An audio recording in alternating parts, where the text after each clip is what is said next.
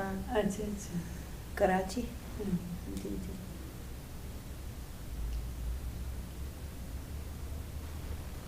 बच्चे यहीं पर ही हैं, मेरे हस्बैंड बच्चे वगैरह अच्छा। हम लोग इधर ही हैं और कोई नहीं यहाँ पर। बस अपने मिलने वाले हैं। हाँ बिल्कुल। वो भी अपने ही हो जाते हैं बिल्कुल सही है। जो इधर से आते हैं। आपकी आवाज़ वहाँ जा रही है।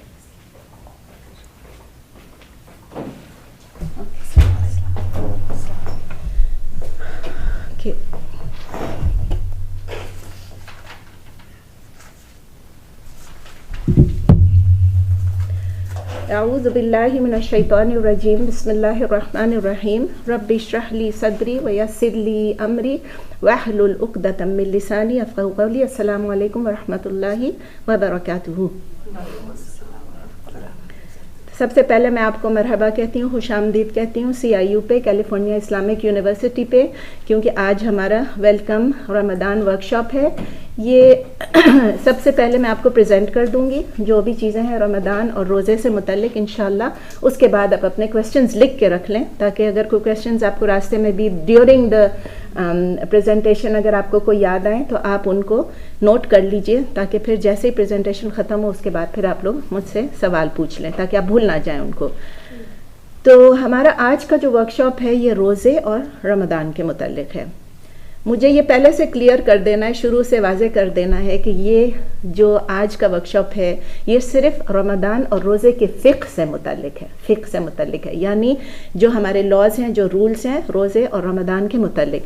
इसके माने ये हैं कि हम वो चीज़ें नहीं डिस्कस करेंगे कि रमज़ान की क्या ब्लेसिंग्स हैं, क्या बरक़ात हैं, क्या बरकतें हैं रमज़ान की, ये सब हम नहीं डिस्कस करेंगे। ना तो हम तफसीर में जाएंगे कुरान की हर आयत जो रोज़े से मुतल्लिक है कि उसकी डिटेल तफसीर भी हम नहीं करेंगे। और हमने बहुत डिटेल कोर्स कर चुके हैं पहले रमज़ान से मुतल्लिक, जो कि 3-4 सेशंस पे था, मुनासर था, और उसमें हमने सारी चीज़ें डिस्कस की थी। वो अभी भी रिकॉर्डेड है हमारे पास, जो चाहे वो उसको जाके सुन सकता है। वेबसाइट का है एड्रेस cisurdu.com। उसके अंदर अगर आप ऑडियो रिकॉर्डिंग्स पे जाएंगे तो उसमें फ़िक़्ह ऑफ फास्टिंग या फ़िक़्ह ऑफ रमज़ान लिखा हुआ है। इसके अलावा हम ये भी देखें, लास्ट ईयर भी एक सेशन हमने किया था, उसमें मैंने ये कहा था कि हम रमज़ान का बेस्ट किस तरह उससे फ़ायदा उठा सकते हैं। उसका नाम था how to earn a fortune in Ramzan. वो इससे मुतल्लिक वो बातें थीं जो फ़िक़्ह के अलावा थीं, उसमें हमने फ़िक़्ह को डिस्कस नहीं किया था। आज हम प्योरली अहकामात पे फोकस करेंगे इंशाल्लाह, जो रूल्स हैं, जो कवानीन हैं और जो अहकामात हैं फ़ास्टिंग की। अब मुझे मालूम है कि हम सब, मैं भी और आप भी, हम लोग सब सारी उम्र रोज़े रखते रहे हैं अल्हम्दुलिल्लाह। तो छोटी छोटी बातें हैं जो हमें सब मालूम है रोज़े के मुतालिक भी और रमज़ान के मुतालिक भी। लेकिन आप यकीन करें कि अभी भी सवाल मुझे आते हैं रमज़ान के दौरान, कहीं मेरा रोज़ा टूट तो नहीं गया, आज मैंने ये कराया था, कहीं मेरा रोज़ा टूट तो नहीं गया, आज मैंने ये कराया था, क्या मैं अलाउड हूँ उसमें अपना फ़लाँ टेस्ट करा लूँ, क्या मैं अलाउड हूँ इसमें अपना स्कैन करा लूँ, इसमें अपना ब्लड टेस्ट करा लूँ, मैं ब्लड दे दूँ। ऐसी बहुत सारी चीज़ें हैं जो लोगों को समझ में नहीं आती। हम अब डेंटिस्ट का काम करा लें, हम ब्रश कर लें कि नहीं करें, मिसवाक कर लें कि नहीं करें, छोटी छोटी चीज़ें हैं जो हम करते चले आ रहे हैं, लेकिन फिर भी इंसान को पता भी होता है, फिर भी एक शक दिल में रहता है, कहीं मेरा रोज़ा टूट तो नहीं जाएगा, कहीं मेरा रोज़ा ख़राब तो नहीं हो जाएगा। तो इसलिए CIU कैलिफोर्निया इस्लामिक यूनिवर्सिटी जो है हर साल रमज़ान से पहले इन तमाम रूल्स को दोबारा से सबके सामने पेश करते हैं, ताकि लोगों के दिलों में कोई शक नहीं रहे कि मेरा रोज़ा कहीं टूट तो नहीं गया, मेरा रोज़ा कंप्लीट तो हो गया। कोई सफ़र पे है, कोई प्रेग्नेंट है, कोई बच्चे को दूध पिला रही है औरत, तो उन सब के दिलों में शक जाता है। कभी कभी हैज़ की कुछ चीज़ें होती हैं कि पता नहीं मैं पाक हो गई कि नहीं पाक हुई, मैं रोज़ा रख सकती हूँ कि नहीं रख सकती हूँ। तो आज हम इसलिए इन रूल्स के बारे में एक क्विक वर्कशॉप करेंगे। इंशाल्लाह टाइम हमारा वही होगा जो हमारा होता है हमेशा, 1.5 घंटे का। तो तमाम रूल्स जो हैं रोज़े की, जो मेजर रूल्स हैं, जो बड़ी बड़ी रूल्स हैं, मोस्ट ऑफ वो जो हैं वो क्लियर कट हैं, बिल्कुल क्लियर कट है। हमें मालूम है उनमें कोई डिफरेंस ऑफ ओपिनियन नहीं है, कोई इख्तिलाफ़ी राय नहीं है। फुक़हा भी उस पर सब एक ही बात पे को अग्री करते हैं। मसलन ये कि रमज़ान में हमको फास्ट करना ज़रूरी है, ये हमारे लिए ऑब्लिगेटरी है, ये हमारे लिए फ़र्द है, ये सबको मालूम है कि फ़र्द है कि रखना ही है रोज़ा। दूसरा ये सबको मालूम है कि फजर से लेके मगरिब तक का रोज़ा होता है, गुरूब आफ्ताब तक का रोज़ा होता है, ये भी सबको मालूम है। लेकिन कुछ ऐसे मसाइल हैं जिसमें डिफरेंसेस ऑफ ओपिनियन है, इख्तिलाफ राय है, डिफरेंट फुक़हा की डिफरेंट राय है। मसलन मुसाफिर की नमाज, कोई फुक़हा कुछ कहते हैं, कोई फुक़हा कुछ कहते हैं, कितने दिन का सफ़र है, सफ़र से रवाना कब होना है, सफ़र पे रवाना कब होना है, सफ़र से वापस जब आना है, उस रोज़े को रखना या नहीं रखना, उस दिन का रखना या नहीं रखना। इसी तरह मून साइटिंग, आपको पता है जब मून साइटिंग होती है उसमें कितनी डिफरेंट ओपिनियंस हैं कि किस दिन से हम रोज़ा स्टार्ट करें। चांद हमारे मुल्क में नज़र नहीं आया, हमारे शहर में नज़र नहीं आया, हमारे घर में नज़र नहीं आया, तो इसके लिए लोग बहुत सारे मजाक भी उड़ाते हैं, बहुत लोगों ने कार्टून्स भी बनाए हुए होते हैं कभी कभी। लेकिन हम इस वक्त ना कार्टून्स की बात करेंगे, ना हम ऐसी किसी मजाक पे जाएंगे, हम इंशाल्लाह सीधी सीधी बात करेंगे कि क्या क्या ओपिनियंस हैं, मेजर ओपिनियंस क्या हैं और उसमें हमें क्या करना चाहिए। तो आइए शुरू करते हैं कि फास्टिंग है क्या चीज़, रोज़ा है क्या चीज़। रोज़ा एक इबादत है, अल्लाह की इबादत है और फ़र्ज़ इबादत है, ये हमें पता होना चाहिए। इसका तरीका क्या है, अपनी नफ्स को कंट्रोल करना, अपने नफ्स पर काबू पाना, किस चीज़ के लिए, ताकि जो चीज़ें अल्लाह ने मना की हैं हम उससे अपने आप को बचा के रखें। ठीक है, तो इट्स एन एक्सरसाइज कह लें ऑफ सेल्फ कंट्रोल, अपनी नफ्स को कंट्रोल करने के लिए। सॉरी मैं भूल गई, आप में से जो इंग्लिश में लिखती हैं मैं उनको मुझे याद दिलाइए तो मैं इंग्लिश में भी रिपीट करूँ। तो it's an exercise in self control, यानी अपने नफ्स पर काबू पाने की एक एक्सरसाइज है। ठीक है ना। गोल क्या है, अल्टीमेट गोल क्या है, हमारा ऑब्जेक्टिव सबसे बड़ा क्या है कि हम रोज़ा क्यों रखते हैं। बाज़ लोग ये कहते हैं रोज़ा हम इसलिए रखते हैं ताकि हमें पता चले कि दूसरे लोग किस चीज़ से गुजर रहे हैं। Is that the main goal? नहीं, मेन गोल ये नहीं है। मेन गोल कुरान में लिखा हुआ है, मेन गोल अल्लाह ताला ने बताया हुआ है कि ये हम तकवा इख्तियार करें। सो हमारा मेन गोल जो हमारा रोज़ा रखने का होता है वो यही होता है कि हमें वो रोज़ा रखना अल्लाह के करीब तरीन ले जाए, हम अल्लाह से करीब हो जाए। तो इसमें 3 चीज़ों से अपने आप को दूर रखना है, इज्तनाब करना है, परहेज़ करना है, जो भी आप लफ्ज़ यूज़ कर लें। 3 चीज़ें जो मेन चीज़ें हैं, इसका मतलब ये नहीं कि आप इन 3 चीज़ों से दूर रहें तो बाकी सारे गुनाह करते रहें। इसका मतलब ये कि वो 3 चीज़ें जो हैं, एक है खाना, नंबर 2 है पीना, नंबर 3 है मुबाशरत या intercourse, food drink and intercourse, यानी अपनी जिनसी ख्वाहिशात को पूरा करना या जिनसी अमल करना। ये 3 चीज़ें स्ट्रिक्टली मना हैं और ये 3 चीज़ें जो हैं ये इंसान की स्ट्रॉन्गेस्ट डिज़ायर्स हैं। सबसे ज़्यादा ख्वाहिश इंसान को खाने के, पीने का और इसका होता है। ठीक है ना। तो सुबह फजर के टाइम से लेके, फजर का टाइम कब शुरू होता है? फजर का टाइम जब उस काले होराइजन के ऊपर आपको एक सफ़ेद धागा नज़र आ जाए, बारीक सफ़ेद धारी जो है वो नमूदार हो जाए, उस वक्त आपने रोज़ा स्टार्ट कर लेना है, उसके बाद नहीं। और कब तक रहता है? गुरूब आफ्ताब तक। जैसे ही सूरज गुरूब हो जाए, अब सूरज गुरूब होने का क्या मतलब है? सूरज गुरूब होना शुरू होता है, और अगर आप देखें हमारे टीचर ने हमको समझाया था कि इस तरह अगर आप सूरज को गुरूब होते देखें, उन्होंने मुख्तलिफ डायग्राम्स बना के बताया कि पहले हमको सूरज इतना दिख रहा है, फिर इधर होराइजन वो आया, समझे आप बीच पे गए। मैं आपको बीच पे नज़र आता है ना, हम तो कैलिफोर्निया में अल्हम्दुलिल्लाह बीचेस पे जाते हैं और सनसेट्स हम देखते रहते हैं। हमारे लिए अल्लाह ने बड़ा एक नेचर को क्लोजली ऑब्जर्व करने के लिए अल्लाह ने हमारे लिए एक रास्ता बनाया हुआ है। जब हम बीच पे जाते हैं और हम देख रहे होते हैं कितना खूबसूरत होता है वो सनसेट, ये अल्लाह की कुदरत है। और किस तरह सूरज आस्ते आस्ते आस्ते आस्ते नीचे जाता है, जब उसका टिप बिल्कुल लास्ट टिप नीचे चला जाता है, वो हो गया गुरूब आफ्ताब, दैट इज सनसेट। स्टार्ट होने से जब होने तक कुछ टाइम लग जाता है, लेकिन दैट इज सनसेट। और वो टाइम है जब आप रोज़ा खोलें। ऐसे नहीं कि सूरज गुरूब होना शुरू और आप रोज़ा खोल लें, लेकिन इसके बाद याद रखें जब वो सूरज गुरूब हो भी जाता है तो रोशनी हल्की हल्की होती है, उससे ना घबराएं। वो रोशनी इसलिए कि सूरज ख़त्म तो नहीं हो गया, सूरज की रोशनी ख़त्म तो नहीं हो गई, सूरज अब भी वहीं पर है, लेकिन हमारी नज़रों से ओझल हो गया। ठीक है, आ गई बात समझ में? तो तमाम मुसलमानों के ऊपर ये फ़र्ज़ है कि वो रमज़ान के महीने के रोज़े रखें। अल्लाह ताला ने कुरान में यही कहा है कि रमज़ान को जिसने विटनेस कर लिया, जिसने रमज़ान को पा लिया, उसके लिए रोज़ा रखना फ़र्ज़ है, उसके लिए ज़रूरी है। अब रमज़ान में क्यों अल्लाह ताला ने रमज़ान क्यों रखा है रोज़ा रखने के लिए? कोई बता सकता है? इसलिए कि यही वो महीना है जिसमें अल्लाह ताला ने कुरान को नाजिल किया। यही वो महीना है जिसमें सबसे पहले अल्लाह ताला ने कुरान को नाजिल किया। तो आप ये समझ लें कि बजाय इसकी बर्थडे, उसकी बर्थडे, इसकी बरसी, उसकी बरसी, इसकी एनिवर्सरी, उसकी एनिवर्सरी मनाने के, हम कुरान की कमेमोरेशन में कर रहे हैं, हम कुरान की याद में कर रहे हैं कि ये वो वक्त था जब अल्लाह ताला ने कुरान को नाजिल किया। रमज़ान के अलावा और भी रोज़े हैं, पूरे साल में और भी रोज़े हैं जो हम रख सकते हैं कुछ ख़ास दिनों में, उसके मुतालिक भी आपसे बात करूँगी इंशाल्लाह। तो आते हैं अब कि रमज़ान के रोज़े किस पर फ़र्ज़ हैं, किसको रोज़ा रखना ज़रूरी है। नंबर 1, हर मुसलमान को मुसलमान होना ज़रूरी है। फ़र्स्ट कंडीशन ये कि मुसलमान होना ज़रूरी है। गैर मुस्लिम भी रोज़े रखते हैं और रख सकते हैं, लेकिन हम जिस रोज़े की बात कर रहे हैं कि अल्लाह की रज़ा के लिए, वो सिर्फ मुसलमान ही रखते हैं। तो मुसलमान हो, मर्द और औरत दोनों को बराबर फ़र्ज़ है, मर्द और औरत दोनों को रोज़े बराबर फ़र्ज़ हैं, लेकिन कुछ कंडीशंस ऐसी हैं जो उनके लिए पूरा होना ज़रूरी है जब उन पे वो फ़र्ज़ हो जाता है। और वो कौन सी चीज़ है? नंबर 1, बुलूगत या बालिग होना।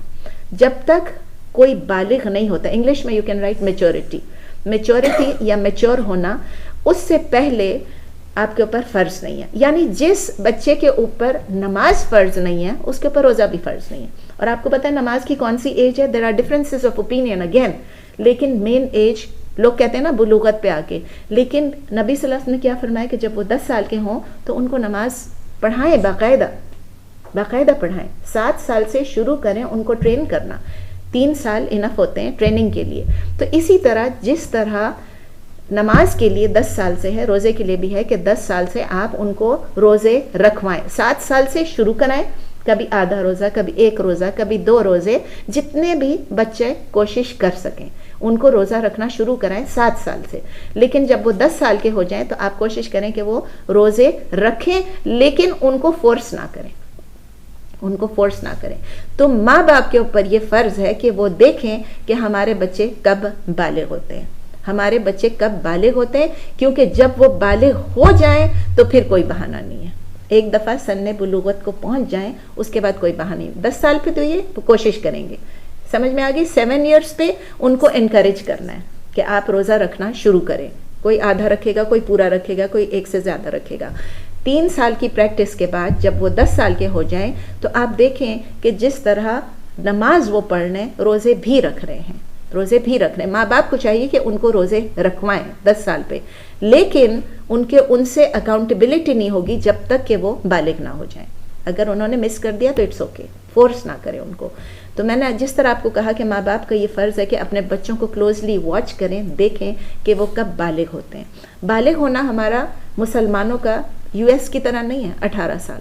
यहाँ तो 18 साल पे बालिग होते हैं ना, US की तरह नहीं है 18 साल। हम सबको मालूम है कि बुलूगत किसको कहते हैं। इस्लाम में बुलूगत ये है कि जब लड़का या लड़की, उसको एहतलाम हो। एहतलाम क्या है? जब उसको पहली दफ़ा वेट ड्रीम आए, दैट इज़ व्हेन वो 9 साल पे भी हो सकता है, 10 साल पे भी हो सकता है, 11 साल पे भी हो सकता है, 12 साल पे भी हो सकता है। It can start any time. 9 साल पे भी स्टार्ट होता है। मैंने लोगों को देखा है, उन्होंने ख़ुद बताया है कि उनके बच्चों को 9 साल पे उनको वेट ड्रीम आने शुरू हो गए। दिन को जो देखते हैं उसका असर रात को होता है। हमारे यहाँ जो टीवी, जो फहाशी, जो फिल्में, जो इर्द गिर्द का माहौल है, वो सब चीज़ें बच्चे के दिमाग पे रहती हैं और बच्चे पे असर करती हैं। उसके बाद उनको चाहे वो अभी तक मतलब उस एज को ना पहुँचें, लेकिन उनको ये काम शुरू हो जाता है। तो अपने बेटा और बेटी, ये दोनों के लिए, हम समझते थे कि सिर्फ लड़कों के लिए, लड़के लड़कियों दोनों के लिए यही एक सबसे पहली निशानी है कि अब ये बालिग हो गए। अगर नहीं हुए तो फिर लड़कों के लिए समझे कि वेट ड्रीम्स हुए नहीं ऑल टुगेदर, अल्हम्दुलिल्लाह। लेकिन जब वो 15 साल का एक बेटा हो जाता है तो समझ लें कि अब वो बालिग हो गया। 15 ईयर्स इस्लामिकली 15 ईयर्स एज है लड़के के लिए बालिग होना, और लड़की के लिए जब उसके पीरियड स्टार्ट हो जाए, जब उनके हेयर स्टार्ट हो जाए, then they have reached puberty. ठीक है ना। तो माँओं को चाहिए कि ये अपनी बेटियों को भी कॉन्स्टेंटली इसके बारे में बताएं, क्योंकि कब उनको पीरियड स्टार्ट हो जाएंगे पता नहीं चलेगा और they won't know what to do. तो उनको पहले से ज़रा इस चीज़ के बारे में बता दिया जाए, इससे पहले कि वो स्कूल में ये बातें सीख लें। उनको स्कूल में जो सिखाया जाएगा वो एंटायरली डिफरेंट चीज़ होगी। आप लोगों ने एक्सपीरियंस किया होगा, एलिमेंट्री स्कूल में ही उनको ये चीज़ें बताना शुरू कर देते हैं। सो नंबर 1 थी मैच्योरिटी या बुलूगत या बालिग होना। नंबर 2 है सैनिटी, यानी होशमंदी या अक्ल और समझ होना। जिस बच्चे में अक्ल और समझ है, कुछ बच्चे ऐसे हैं जो पैदाइशी या किसी वजह से वो उनको कोई दिमागी बीमारी हो गई हो, ठीक है ना, उनकी कोई मेंटल इलनेस हो या कोई ऐसी डिफेक्ट या कमज़ोरी आ गई हो उनकी दिमाग में कि वो समझ नहीं सकते। जब उनकी समझ और अक्ल ही काम नहीं कर रही है इस चीज़ के मुतालिक, तो उनको रोज़ा रखने का समझ कहाँ से आएगी? उनको रोज़ा रखने की समझ भी नहीं आएगी। तो ना उस पर नमाज फ़र्ज़ है, ना उस पर रोज़ा फ़र्ज़ है, फ़र्ज़ नहीं है उस पर। और ना तो अगर उन्होंने मिस किया, मतलब जैसे उन्होंने पूरा रमज़ान रोज़ा नहीं रखा, उनके लिए फ़िदिया देने की भी ज़रूरत नहीं है। बहुत लोग ये पूछते हैं, लेकिन इसमें उनके लिए फ़िदिया, जब उन पर फ़र्ज़ ही नहीं है तो वो क्या फ़िदिया देंगे? तो उनके लिए फ़र्ज़ नहीं है, लेकिन और ना उनसे उसकी पूछ होगी, they will not be accountable. लेकिन क्या होगा, उनको फिर भी आप रोज़ा रखना सिखाएं। माँ बाप अपने उस बच्चे को, कि जिस बच्चे की हालत दिमागी हालत कमज़ोर है, उसे कोई डिफेक्ट है, कोई मेंटल इलनेस है, तो भी उसको वो रोज़ा रखना सिखाएं। उसको बोलें, जब उसको खाना खाना सिखा रहे हैं, उसको कपड़े पहनना सिखा रहे हैं, उसको स्पेशल स्कूल में डाल रहे हैं, वाई नॉट उसको अल्लाह के करीब लाने के लिए उसे, अगर उसको नमाज़ पढ़ना नहीं भी आता है तो नमाज के एक्शन सिखाएं, उसको रुकू अपने साथ कराएं, सुजूद अपने साथ कराएं, क़ियाम अपने साथ कराएं। मैं जानती हूँ ऐसे लोगों को जिनके बच्चे को इतनी समझ नहीं भी है, लेकिन फिर भी वो अपने बच्चे को साथ खड़ा रखते हैं। बच्चे को पता है अभी रुकू है, अभी सुजूद है, अगर वो पूरा कुरान नहीं भी पढ़ सकते हैं, नमाज नहीं भी पढ़ सकते हैं, उनको नहीं आता रीड करना, लेकिन वो नमाज में शामिल होते हैं। उनको रोज़े में भी अगर उनको ऐसी कोई बीमारी नहीं है जो उनको फिज़िकली कमज़ोर कर देगी, खाली दिमागी कमज़ोरी, तो आप उसको रोज़ा रखना भी सिखाएं, इनकरेज करें उनको। अल्लाह ताला कबूल करने वाला है, उनके ऊपर फ़र्ज़ नहीं है, उनसे पूछ नहीं होगी, लेकिन आपको भी सवाब मिलेगा और ये अल्लाह ताला से कुर्ब का एक ज़रिया है। नंबर 3, कोई ऐसी बीमारी ना होना, यानी सेहतमंद होना, फ्री फ्रॉम इलनेस। आप इसको कह रहे हैं फ्री फ्रॉम इलनेस या सेहतमंदी, यानी किसी बीमारी का ना होना। अगर किसी को कोई ऐसी बीमारी हो जिसकी वजह से ये 3 चीज़ें हो सकती हैं, या तो उसके जिस्म को कोई नुकसान पहुंच सकता हो, ऐसी बीमारी जिससे उसको कोई नुकसान पहुंच सकता हो, या जो बीमारी है वो बीमारी में इजाफा हो जाए। 2 चीज़ें हो सकती हैं ना, या नुकसान हो या बीमारी में इजाफा हो जाए। तीसरी चीज़ ये है कि ठीक है, इजाफा भी नहीं होगा और नुकसान भी नहीं होगा, लेकिन ऐसा हो सकता है कि उसमें रोज़ा रखने की वजह से जो उसका बीमारी से रिकवरी है, जो उसका शिफा होना है, वो डिले हो जाए, उसमें ताख़ीर हो जाए। तो 3 चीज़ें हैं। नंबर 1, बॉडी को, उसको, बच्चे को नुकसान ना पहुंचे, बच्चे को नहीं, ये तो बड़े के लिए भी है, बड़े के लिए भी, कि आपको नुकसान ना पहुंचे आपको। नंबर 2, आपकी बीमारी में इजाफा ना कर दे। नंबर 3, आपकी शिफा में ताख़ीर ना कर दे। समझ में आ गई 3 चीज़ें। अब ऐसे इंसान को, जो कि बड़ा इंसान है, औरत हो या मर्द हो, उसको रोज़ा उस वक्त माफ़ है कि आप ना रखें, लेकिन ये कम्प्लीटली माफ़ नहीं हो गए, ये सिर्फ एग्जेम्पशन है एज अ मरीज़, कि उस वक्त वो रोज़ा छोड़ दे। इन रोज़ों को मेकअप करना ज़रूरी है जब वो बीमारी ख़त्म हो जाए। ये बात समझ में आ जानी चाहिए। बहुत सारे लोग हैं जिनको मैं जानती हूँ जिन्होंने रोज़े छोड़ दिए और उन्होंने मेकअप नहीं किया। इस बीमारी का कैसे पता चलेगा आपको कि ये बीमारी ऐसी है जो मेरी मर्ज़ को और बढ़ा देगी, या मेरी शिफा को ताख़ीर में कर देगी, या मुझे नुकसान पहुंचाएगी? आपको कैसे पता चलेगा? खुद से आपको नहीं पता चलेगा, खुद से आपको नहीं पता चलेगा। मे बी आपको पता चलता हो, आपके इतने सालों का एक्सपीरियंस हो, लेकिन उसमें ज़्यादातर ये है कि आप किसी एक्सपर्ट के पास जाएं जिसको इस कंडीशन के बारे में मालूम है। मसलन आप अगर एक डॉक्टर के पास जाते हैं, यहाँ आप जा रहे हैं किसी डॉक्टर के पास, वो डॉक्टर मुसलमान ही नहीं है, ठीक है, तो आपको क्या कहेगा? बताएं, क्या कहेगा? वो कहेगा रोज़े मत रखो, you are fasting, you are not having any water, no food, no drinks, nothing. वो तो आपको डरा देगा और आप कहेंगे नहीं, मैंने अपने डॉक्टर से पूछा, मैंने अपनी प्राइमरी से पूछा था, मैंने अपनी जीपी से पूछा था। आपका यही जवाब होगा कि मुझे तो डॉक्टर ने मना किया। लेकिन असल में क्या करना है? Go to practicing Muslim doctor. आप उस मुस्लिम डॉक्टर के पास जाएं। मुस्लिम डॉक्टर्स भी बहुत हैं, लेकिन प्रैक्टिसिंग हो, जिसको पता है कि अगर आज आपने रोज़ा नहीं रखा तो आपको दोबारा मेकअप करना है। अपने आप को हार्डशिप में आपने नहीं डालना है, अपने आप को हार्डशिप में नहीं डालना कि हाँ भाई खैर है, मैं बीमार हूँ, कोई बात नहीं, मैं रोज़ा रख लेती हूँ, मैं फिर कहाँ दोबारा से मैं इनको मेकअप करने जाऊँगी, वो भी नहीं करना है। क्योंकि आज अगर आपने ज़बरदस्ती रोज़ा रख लिया अपनी ख़राब हालत के बावजूद, तो कल क्या होगा, और ज़्यादा बढ़ जाएगी, और ज़्यादा बीमारी बढ़ जाएगी, और आप बकिया रोज़े रख ही नहीं सकेंगे। और जो बाकी लास्ट 10 नाइट्स आएंगी उसमें आप जाग भी नहीं सकेंगी, क्योंकि आपने अपने ऊपर ज़्यादती की। अल्लाह ताला ज़्यादती को पसंद नहीं करता है। तो ज़्यादती नहीं करना, अपने एक मुस्लिम प्रैक्टिसिंग डॉक्टर से पूछना। बाज़ दफ़ा हमारे डॉक्टर्स को भी नहीं पता होता है, उनको फुल नॉलेज नहीं होती है कि न्यूट्रिशन का इफ़ेक्ट हम पे क्या होता है। तो इसीलिए कहते हैं राइट बंदे के पास जाएं, न्यूट्रिशनिस्ट के पास जाएं, उससे पूछें। आजकल तो माशाल्लाह हमारे इतने फ्रेंड्स हैं इर्द गिर्द जो न्यूट्रिशन में जिन्होंने मास्टर्स कर लिया, किसी ने कुछ कर लिया, आप उनसे फ़ोन पे पूछ लें कि देखो मेरी ये कंडीशन है, मैं रोज़ा रखूँ या नहीं रखूँ।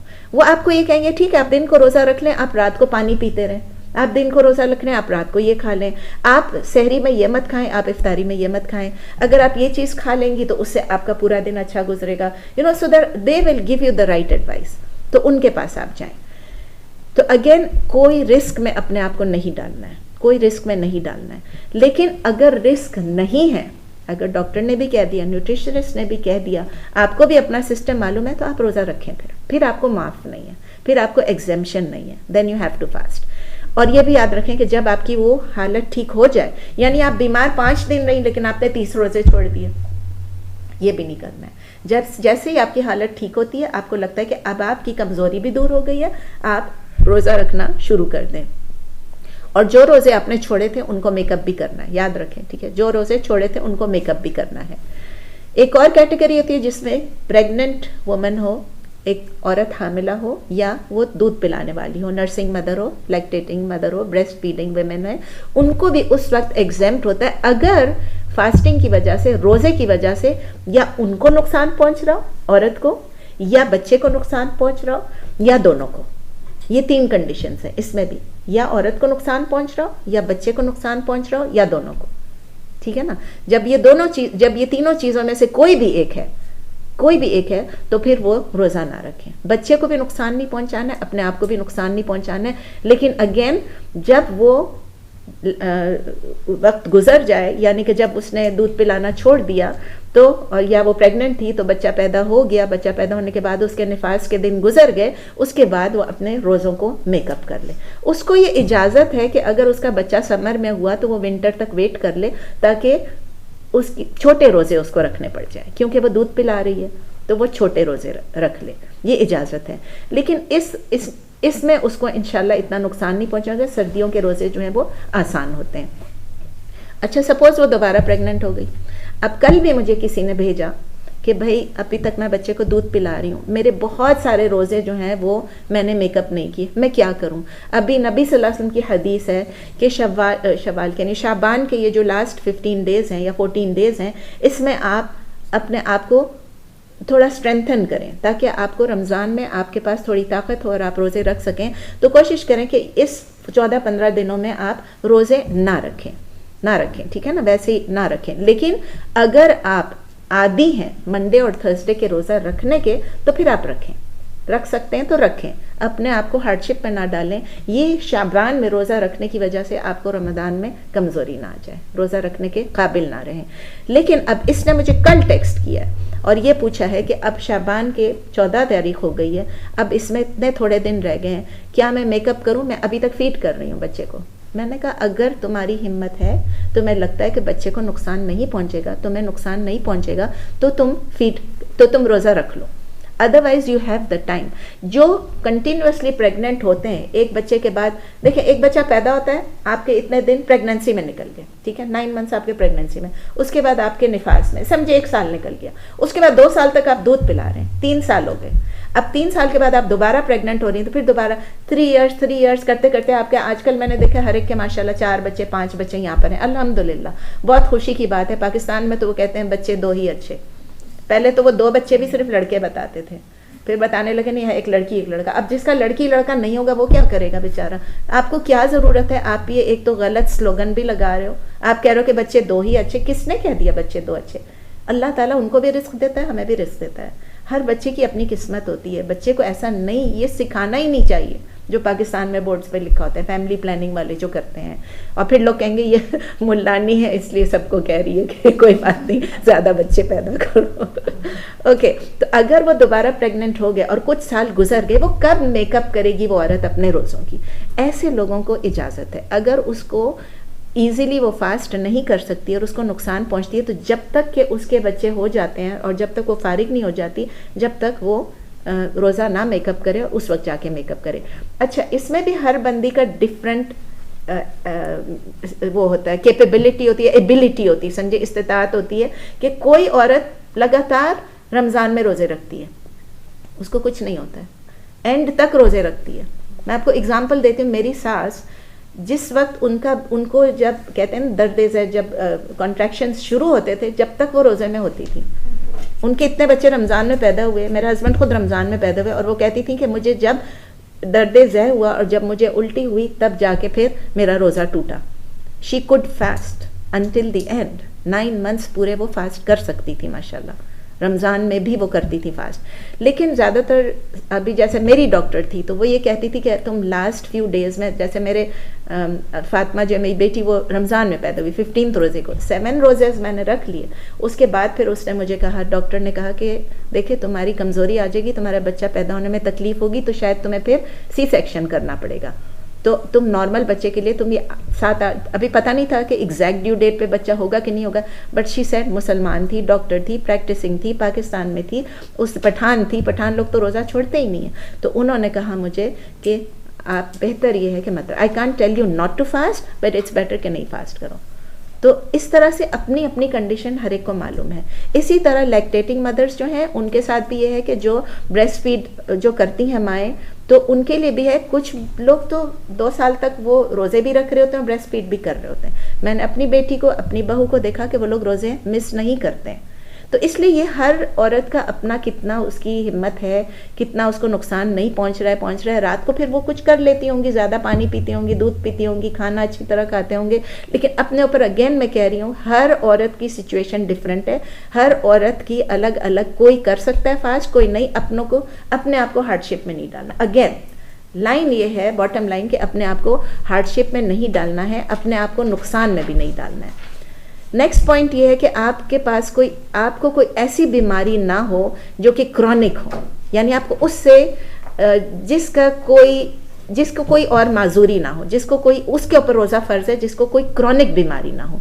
क्रॉनिक बीमारी में जैसे हमारी डायबिटीज़ भी आ जाती है। जिन लोगों को शुगर है वो अगर रोज़ा रखते हैं तो उनका तो शुगर लेवल डाउन हो जाता है, बिल्कुल वो तो रोज़ा रख ही नहीं पाते हैं। इसी तरह किसी को हार्ट का प्रॉब्लम है, किसी को कुछ प्रॉब्लम है, मुझे तो सारी बीमारियों के अभी नाम नहीं याद है। और या तो कोई इतना बूढ़ा हो गया हो या बूढ़ी हो गई हो कि अगर वो रोज़ा रखें तो उनसे बर्दाश्त ही नहीं होगा, ठीक है ना। इतने बूढ़े हो गए हों कि उनको रोज़ा रखना उनके लिए बिल्कुल पॉसिबल नहीं है।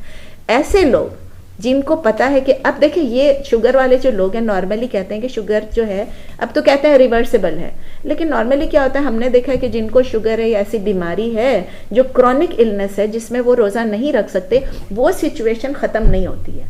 That situation goes on, right. ऐसी बीमारी है जिसका कोई अभी तक मतलब लगता नहीं है कि उनका अफाका होगा, तो अगर उसी बीमारी की हालत में उन्होंने रहना है तो वो कब मेकअप करेंगे? उस फास्ट को, वो उन रोज़ों को वो मेकअप तो नहीं कर सकते ना। उनके लिए ये है कि वो बजाय मेकअप करने के, उन्हें पता है हमने अभी ठीक नहीं होना है, हमारी क्रॉनिक इलनेस है, तो वो एक रोज़े के बदले, हर एक रोज़ा जो वो छोड़ते हैं उसके बदले वो एक बंदे को 2 वक्त का खाना खिला दें या 2 बंदों को 1 वक्त का खाना खिला दें। समझ में आ गई? उन लोगों को रोज़ा, जिनको पता है कि हम मेकअप नहीं कर सकते, उन लोगों को तो इस तरह उनको सवाब भी मिलेगा और इस तरह उनका जो जिसको कहते हैं ना फिदिया, वो भी पूरा हो जाएगा। ठीक है, समझ में आ गई? या वो जैसे उनका पूरा महीना मिस हो रहा हो, समझिए आपको तो पता है कि आप एक दिन में तो ठीक नहीं होंगे, आपका पूरा महीना रमज़ान का मिस होगा, तो जिसके 30 रोज़े मिस हो रहे हो वो 60 मिस्कीनों को खाना खिला दे 1 वक्त का, या वो 30 मिस्कीनों को खाना खिला दे 2 वक्त का, या वो एक बंदे को, फैमिली को खाने का राशन दे दे या खाना खिला दे पूरे महीने का। तीनों ऑप्शंस हैं आपके पास, ठीक है, जो भी कर ले। इसके बाद जो पॉइंट है कि उसका रेजिडेंट होना, मुकीम होना, यानी नॉट ट्रैवलिंग, वो मुसाफिर ना हो, अगर वो मुसाफिर है तो डिफरेंट है सर्कमस्टांसेस, अगर वो मुसाफिर नहीं है तो उसको उस वक्त एग्जेम्पशन है कि वो अगर वो मुसाफिर है तो उसको एग्जेम्पशन है कि वो रोज़ा ना रखे उस वक्त। लेकिन अगर वो मुसाफिर नहीं है तो उसको, अगर वो मुकीम है, घर पे है, तो उसके पास कोई रीज़न नहीं है रोज़ा छोड़ने का, उसको रोज़ा रखना ज़रूरी है। लेकिन अगर वो मुसाफिर है तो मुसाफिर में ये होता है कि सफ़र में बहुत सारी हार्डशिप्स आ सकती हैं, तो उसकी वजह से उनको ये है कि आप रोज़ा, यही रोज़ा अगर आपको नहीं आप रख सक रहे हैं तो आप इसको किसी और वक्त पे, हाँ मना नहीं है रोज़ा रखना अगर आप सफ़र पे हैं। अब अगर आप यहाँ से जा रहे हैं, समझे न्यूयॉर्क, कैलिफोर्निया टू न्यूयॉर्क, आपका रोज़ा तो बड़ा फ़ायदेमंद हो जाएगा, है ना, मज़े हो गए। आप यहाँ से निकले और वहाँ गए तो आपका 3 घंटे पहले रोज़ा खुल जाएगा, 3 घंटे छोटे हो गया ना आपका, वहाँ से यहाँ आने वालों के लिए 3 घंटे बढ़ जाएगा। तो इसीलिए रोज़ा, अगर सेम टाइम जोन में आप जा रहे हैं तो फिर ठीक है, आप वेस्ट कोस्ट पर ही, और वेस्ट कोस्ट पर ही जा रहे हैं, वैंकूवर जा रहे हैं, कहीं और जा रहे हैं, तो आपके लिए ठीक है, आप अगर रोज़ा रख लें, कोई मना नहीं है, आप रख सकते हैं। But if you find it hard, बाज़ लोगों को प्लेन में सी सिकनेस हो जाती है, प्लेन में सी सिकनेस हो जाती है ट्रैवल सिकनेस हो जाती है, जब वो प्लेन में होते हैं तो उनकी तबीयत ख़राब होती है। तो अब आप अननेसेसरीली अपने आप को रोज़े में रखना, जबकि आपको इजाज़त है कि आप उस वक्त रोज़ा छोड़ सकते हैं। इसी तरह रोड से जो लोग ट्रैवल कर रहे होते हैं, अगर आप कहीं जा रहे हैं, आप रास्ते में तो अपना रोज़ा आराम से खोल सकते हैं। तो जब आपको लगता है कि इम्पॉसिबल है, जैसे यहाँ से अगर आप जा रहे हैं उम्रे पे, या आप जा रहे हैं पाकिस्तान या दुबई, कहीं भी जा रहे हैं, बाज़ दफ़ा ये होता है कि you are sitting in the plane, अब आपको लग रहा है कि अभी रोज़ा खुलने वाला है, आपको सूरज दिख रहा होता है, गुरूब हो रहा होता है, मेरे साथ हो चुका है, और फिर आप देखते हैं कि दैट सूरज कभी गुरूब हो ही नहीं रहा होता है, नेवर। आप देखते हैं उस, आप जा रहे हैं और बल्कि सूरज और क्लियर होता है, और कुछ अरसे के बाद क्या होता है कि बिल्कुल दिन हो जाती है, रोशनी हो जाती है। ऐसी हालत में अपना रखे रोज़ा अच्छा, लेकिन अगर आपको ज़्यादा डिफ़िकल्टी नहीं है, ज़्यादा हार्डशिप नहीं है, तो it is better to fast, कि आप फास्ट कर लें। रमज़ान की अपनी बरकत है। दूसरी बात ये कि बाद में मेकअप करना थोड़ा मुश्किल हो जाता है। एक और बात है कि अगर आपने जर्नी पे जाना है, अगर आपने सफ़र शुरू करना है, तो आप ये करें कि सुबह से आप रोज़ा रख लें, सुबह से आप रोज़ा रख लें। आपको पता है कि आपकी फ़्लाइट होगी जितने बजे भी, जब आप एक दफ़ा जर्नी पे रवाना हो जाएं, उस वक्त आप उस रोज़े को तोड़ सकते हैं। आपने सुबह से रोज़ा रख लिया, लेकिन आपका जब आपकी जर्नी स्टार्ट हो जाए, आप सफ़र पे रवाना हो जाएं, अपने शहर से निकल जाएं, जिस तरह कसर नमाज की बात है कि आप अपने शहर के हुदूद से निकल जाते हैं तो आपकी नमाज कसर स्टार्ट हो जाती है। इसी तरह आपका रोज़े का भी वही हुक्म है कि एक दफ़ा आप निकल जाएं तो फिर आप अपने रोज़े को तोड़ सकते हैं। लेकिन याद रखें कि जो रोज़े आपने छोड़े हैं सफ़र में, उनको भी मेकअप करना है। ये मैं बार बार स्ट्रेस कर रही हूँ कि दोबारा से बार बार कह रही हूँ आप लोगों को कि इन रोज़ों को आपने मेकअप ज़रूर करना है। बाज़ लोग कहते हैं हम सफ़र पे थे, कल मुझे किसी ने बताया कि उसके ऊपर 50 रोज़े बाकी हैं क्योंकि उसने इतने रमज़ानों में सफ़र किया। तो ये 50 रोज़े अभी तक बाकी छोड़ दिए उसने। मैंने कहा तुमको चाहिए था कि तुम पहले रख लेते ना, मेरा अपना रिश्तेदार है, तो मैंने कहा तुम रख लेते पहले। तो उसने कहा हाँ लेकिन मैं सफ़र करता रहता हूँ। मैंने कहा नहीं, मेक इट अ प्रायोरिटी भाई, तुम इसको एक रमज़ान दूसरे रमज़ान से डिले तो मत करो ना। अच्छा, वो औरतें जो कि उन पे रोज़ा फ़र्ज़ है कि वो औरतें जिनको हैज़ या निफास ना हो, ठीक है ना, मतलब ये है कि वो चंद दिनों में जिनकी मेंस्ट्रुएशन हो, उनकी जब उनके पीरियड्स आए हों, उस दौरान वो लोग रोज़ा नहीं रखें। ये नहीं कि रख सकते हैं, रख ही नहीं सकते हैं, okay. You do not pray and you do not fast जब आपके पीरियड्स हों। इसी तरह निफास में, यानी जब बच्चा पैदा होता है उसके बाद जो आपके दिन है, निफास की भी मैं आपको दूसरी क्लास में डिटेल बता चुकी हूँ कि हमारे जहनों में है कि निफास 40 दिन का होता है, तो लोग 40 दिन तक रोज़ा नहीं रखते हैं, 40 दिन तक नमाज नहीं पढ़ते हैं। जिसकी ब्लीडिंग जिस दिन रुक जाए, समझ लें उसकी निफास ख़त्म हो गई, उसकी निफास ख़त्म हो गई। उसके बाद से वो रोज़ा रखें, उसके बाद से वो नमाज पढ़ें। और ये भी जो रोज़े छूटे हैं हैज़ के दौरान और निफास के दौरान, ये भी आपने मेकअप करने, लेकिन जो नमाजें छूटी हैं हैज़ के दौरान और निफास के दौरान, उनको मेकअप नहीं करना है, उनको मेकअप नहीं करना है। नमाजें तो एवरी डे की हैं, 5 टाइम की हैं, उनके लिए अल्लाह ताला ने हम पे ये सख्ती नहीं डाली है कि हम अपनी नमाज़ों को मेकअप करें। जो आपकी वैसे ही छूट जाए किसी दिन, किसी वजह से कज़ा हो जाए, किसी वैलिड रीज़न की वजह से, वो आपने उसी वक्त अदा करनी है, उसी वक्त अदा करनी है। आप कहीं सर्जरी डॉक्टर हैं, किसी की सर्जरी कर रही थी, कुछ हो गया, आपसे छूट गया, आप कहीं गई और वहाँ आपको इतने घंटे वहाँ पर लग गए कि आप नमाज नहीं पढ़ सकी, कोई जगह नहीं थी, वुज़ू की जगह नहीं थी, आपने तयम्मुम करके भी पढ़ लिया। लेकिन अगर समझिए कि कोई ट्रैफिक में फंस गए, आप ड्राइव कर रही थी, आप नहीं उतर सकी, तो वो आप घर आके फ़ौरन उसको अदा कर लें। तो रोज़े वो मेकअप करना ज़रूरी है।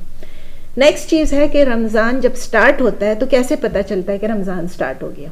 ठीक है, सबको मालूम है कि चांद को देखने से रमज़ान स्टार्ट होता है और चांद को देखने से रमज़ान ख़त्म होता है। ये बहुत इम्पॉर्टेंट चीज़ है, क्योंकि हम इस चीज़ में देख रहे हैं कि बहुत सारी डिफरेंट व्यूज़ आ गई हैं। पहले इतनी नहीं थी, अब बहुत सारी डिफरेंट व्यूज़ आ गई हैं। तो हर मुसलमान कम्युनिटी को ये चाहिए कि अपने लिए ऐसा एक तरीका वहाँ पर बनाए जिससे चांद की साइटिंग जो है, मून साइटिंग जो है, उसके लिए, जैसे पाकिस्तान में नहीं है रोयत हिलाल कमेटी, चाहे वो अच्छा काम करती हो चाहे ना करती हो, ये मैं नहीं कह रही हूँ, लेकिन जिस तरह की एक कमेटी है उसी तरह एक कमेटी कोई होनी चाहिए, कोई ऐसी अथॉरिटी होनी चाहिए जो हर मुसलमान कम्युनिटी में हो, जिसको लोग रिपोर्ट कर सकें कि हमें चांद नज़र आ गया। किसको रिपोर्ट करेंगे? मुझे चांद नज़र आएगा तो मैं किसको बताऊंगी? आपको नज़र आया तो आप किसको बताएंगी? तो there has to be, it's very important, obligation है, ये फ़र्ज़ है मुसलमानों के लिए कि अपने दरमियान एक ऐसी अथॉरिटी कायम करें। अल्हम्दुलिल्लाह हम कैलिफोर्निया में, सदर्न कैलिफोर्निया में अल्हम्दुलिल्लाह हम बहुत लकी हैं, अल्हम्दुलिल्लाह कि हमारे पास ऐसी अथॉरिटी है। हर जगह पे नहीं है, और है भी तो बहुत डिफरेंसेस ऑफ ओपिनियन है। अल्हम्दुलिल्लाह हमारे पास है, हमारी अपनी मस्जिद माशाल्लाह अल्हम्दुलिल्लाह IIOC को जैसे ही उनको पता चलता है वो सबको बता देते हैं, रात को भी बता देते हैं, शाम को भी बता देते हैं, जैसे ही चांद फजर पे भी बता देते हैं, हर एक को न्यूज़ लेटर में भी चला जाता है। माशाल्लाह माशाल्लाह हम उनको फ़ोन करके भी पूछ सकते हैं, जब भी फ़ोन करें उनकी रिकॉर्डिंग पे भी होता है। अल्हम्दुलिल्लाह तो हम लोग लकी हैं। अब किस तरह रमज़ान के चांद को डिटरमिन करते हैं? कितने महीने होते हैं हमारे साल के? 12। कितने दिन होते हैं इस्लामिक कैलेंडर के? 375। हाँ 365 जी, नहीं पूरे साल के कितने दिन हैं? किसी ने कहा 365। How much? 361 days, no? No, not 365, not 361, not 350। मैं समझी सबको मालूम होगा। Come on, बाकी 10 days, so 10 days less, तो कितना? 355। 354 प्लस समथिंग, ओके एग्जैक्ट, क्योंकि लूनर कैलेंडर है ना। तो कितने दिन होते हैं हर महीने में? अस्मा बता रही थी कितने दिन होते हैं? 29 और 30। इट्स नेवर 31, ये याद रखें, इट्स नेवर 31। तो 354 डेज होते हैं। और रमदान का महीना कौन सा महीना होता है? किस महीने से स्टार्ट होता है? मुहर्रम। रमजान का महीना कौन सा महीना है? 9th month. ये महीना कौन सा है? शाबान। ये कौन सा है? 8th मंथ है। तो 8th मंथ यानी शाबान के महीने में, इस महीने में जिस वक्त हम लोग हैं, अभी हम लोग हैं इस महीने में, इसके महीने के एंड में, जैसे आज 15 शाबान है, जब ये महीना एंड हो रहा होगा, यानी 29th day of Shaban, 29th day of Shaban, आप देखें, बाहर निकलें और देखें कि चांद नज़र आ रहा है कि नहीं। किस वक्त? मगरिब के टाइम पे। मगरिब से ज़रा पहले निकल जाए, मगरिब के वक्त या मगरिब के फ़ौरन बाद वो चांद विजिबल है कि नहीं है। अगर चांद नज़र आ गया 29th शाबान को नज़र आ गया शाम को मगरिब के वक्त, उसका मतलब ये है कि शाबान का महीना ख़त्म हो गया और कल से रमज़ान स्टार्ट है, यानी 29 डेज का ही शाबान था। अगरचे चांद नहीं नज़र आया तो फिर एक और दिन आपने शाबान का गुजारना, यानी 30 डेज, और परसों से रोज़ा स्टार्ट होगा। वेरी क्लियर, आपका ऐलान हो जाएगा कि चांद नहीं नज़र आया कहीं भी, तो आपका नेक्स्ट डे आपका दोबारा शाबान होगा, 30 डेज कंप्लीट होंगे और रमज़ान स्टार्ट होगा उसके बाद। अगेन याद रखिएगा 31 डेज नहीं हो सकते, ऑलवेज 29 या 30 डेज होंगे। अच्छा, इस शक पे भी रोज़ा नहीं रखना है, इस शक पे भी आपने रोज़ा नहीं रखना है कि हो सकता है हमसे मिस हो जाए तो हम कल का रोज़ा रख लेते हैं, क्या पता रात को ऐलान हो जाए, क्या पता मिस हो जाए। अक्सर लोग ये करते हैं, दैट इज़ नॉट द सुन्ना। अगर आपसे समझिए कि बाद में पता चला आपका रोज़ा मिस हो गया, बाद में पता चला, आप उस रोज़े को मेकअप कर लें, but don't fast on the 30th of Shaban इस शक में कि क्या पता रोज़ा स्टार्ट हो गया हो, क्या पता रमज़ान स्टार्ट हो गया हो। सिमिलरली इसी तरह से रमदान का जो एंड होता है वो भी इसी तरह से, जो न्यू मून होता है, जो क्रेसेंट होता है, वो किस दिन देखना पड़ता है? 29 ऑफ रमदान को देखेंगे। अगर चांद नज़र आ गया, मून साइट हो गया, तो नेक्स्ट डे ईद है, शव्वाल स्टार्ट हो गया। अगरचे चांद नहीं नज़र आया तो फिर क्या होगा कि रमदान के 30 रोज़े पूरे करने, शव्वाल या Eid will be on the following day. तो जिस तरह मैंने आपको बताया कि मुस्लिम्स के पास होना ज़रूरी है, ख़ासकर मुसलमान मुल्क में तो बहुत ज़रूरी है कि आपके पास प्रॉपर अथॉरिटी हो। यहाँ पर भी हम कोशिश कर रहे हैं इंशाल्लाह, जिस तरह सदर्न कैलिफोर्निया में है, बाज़ और स्टेट्स में भी है, इसी तरह अल्लाह करे कि हर जगह पे हो जाए और हम सब यूनाइट हो जाएं। तो ऐसी भी इस अथॉरिटी को ये भी देखना चाहिए कि अगर किसी ने गलत साइटिंग कर दी है, किसी ने गलत साइटिंग कर दी है, तो उनको इतना इल्म होना चाहिए, उनको ये पता होना चाहिए कि ये साइटिंग जो है ये पॉसिबल नहीं थी। कोई 28 तारीख को कह दे कि हमने तो चांद देख लिया, किसी ने 29 तारीख को दोपहर को चांद देख लिया। आपको पता है ना कि वो जो न्यू मून होता है वो चाइनीज़ न्यू मून के साथ भी कोइंसाइड कर रहा होता है, तो ये भी हो कि दोपहर को देख लिया, वो कह नहीं, दैट इज़ नॉट, वो मगरिब के वक्त होना चाहिए। एक और भी बात है, जब आपका न्यू मून होता है उसका आप बताएं कि उसका किस तरह उसकी डायरेक्शन होती है। होता तो क्रेसेंट है, न्यू मून भी और लास्ट मून भी, लेकिन कैसा होता है उसका, किस तरफ से उसका डायरेक्शन क्या होता है न्यू मून का? अगर वो ऐसा होता है एग्जैक्टली तो जब वो ख़त्म हो रहा हो, जब महीने का एंड आता है, तो वो क्या होता है, वो मून ऐसा हो गया होता है। तो कभी कभी लोग इसको देख के समझते हैं कि ये नया मून है। ओके, एंड जब वेनिंग या वैक्सिंग बोलते हैं ना, वैक्सिंग ऑफ द मून या वेनिंग ऑफ द मून, तो जब वो चल रहा होता है, जब वो अल्लाह ताला कुरान में कहते हैं कल उर्जूनिल क़दीम, यानी वो ऐसा हो जाता है जैसे एक डेट पाम, एक खजूर के दरख्त की सूखी सी टहनी है, तो इस तरह बारीक हो जाता है, नज़र भी नहीं आता कितनी दफ़ा। तो इसीलिए जो मुस्लिम अथॉरिटी या जो ऑर्गेनाइजेशन होगी उसको इतना भी है कि वो ट्रस्टेड होना चाहिए, ट्रस्टवर्दी होना चाहिए, काबिल एतबार होना चाहिए, और उनके पास ये भी इल्म होना चाहिए कि ये गलत साइटिंग हुई है कि नहीं हुई है।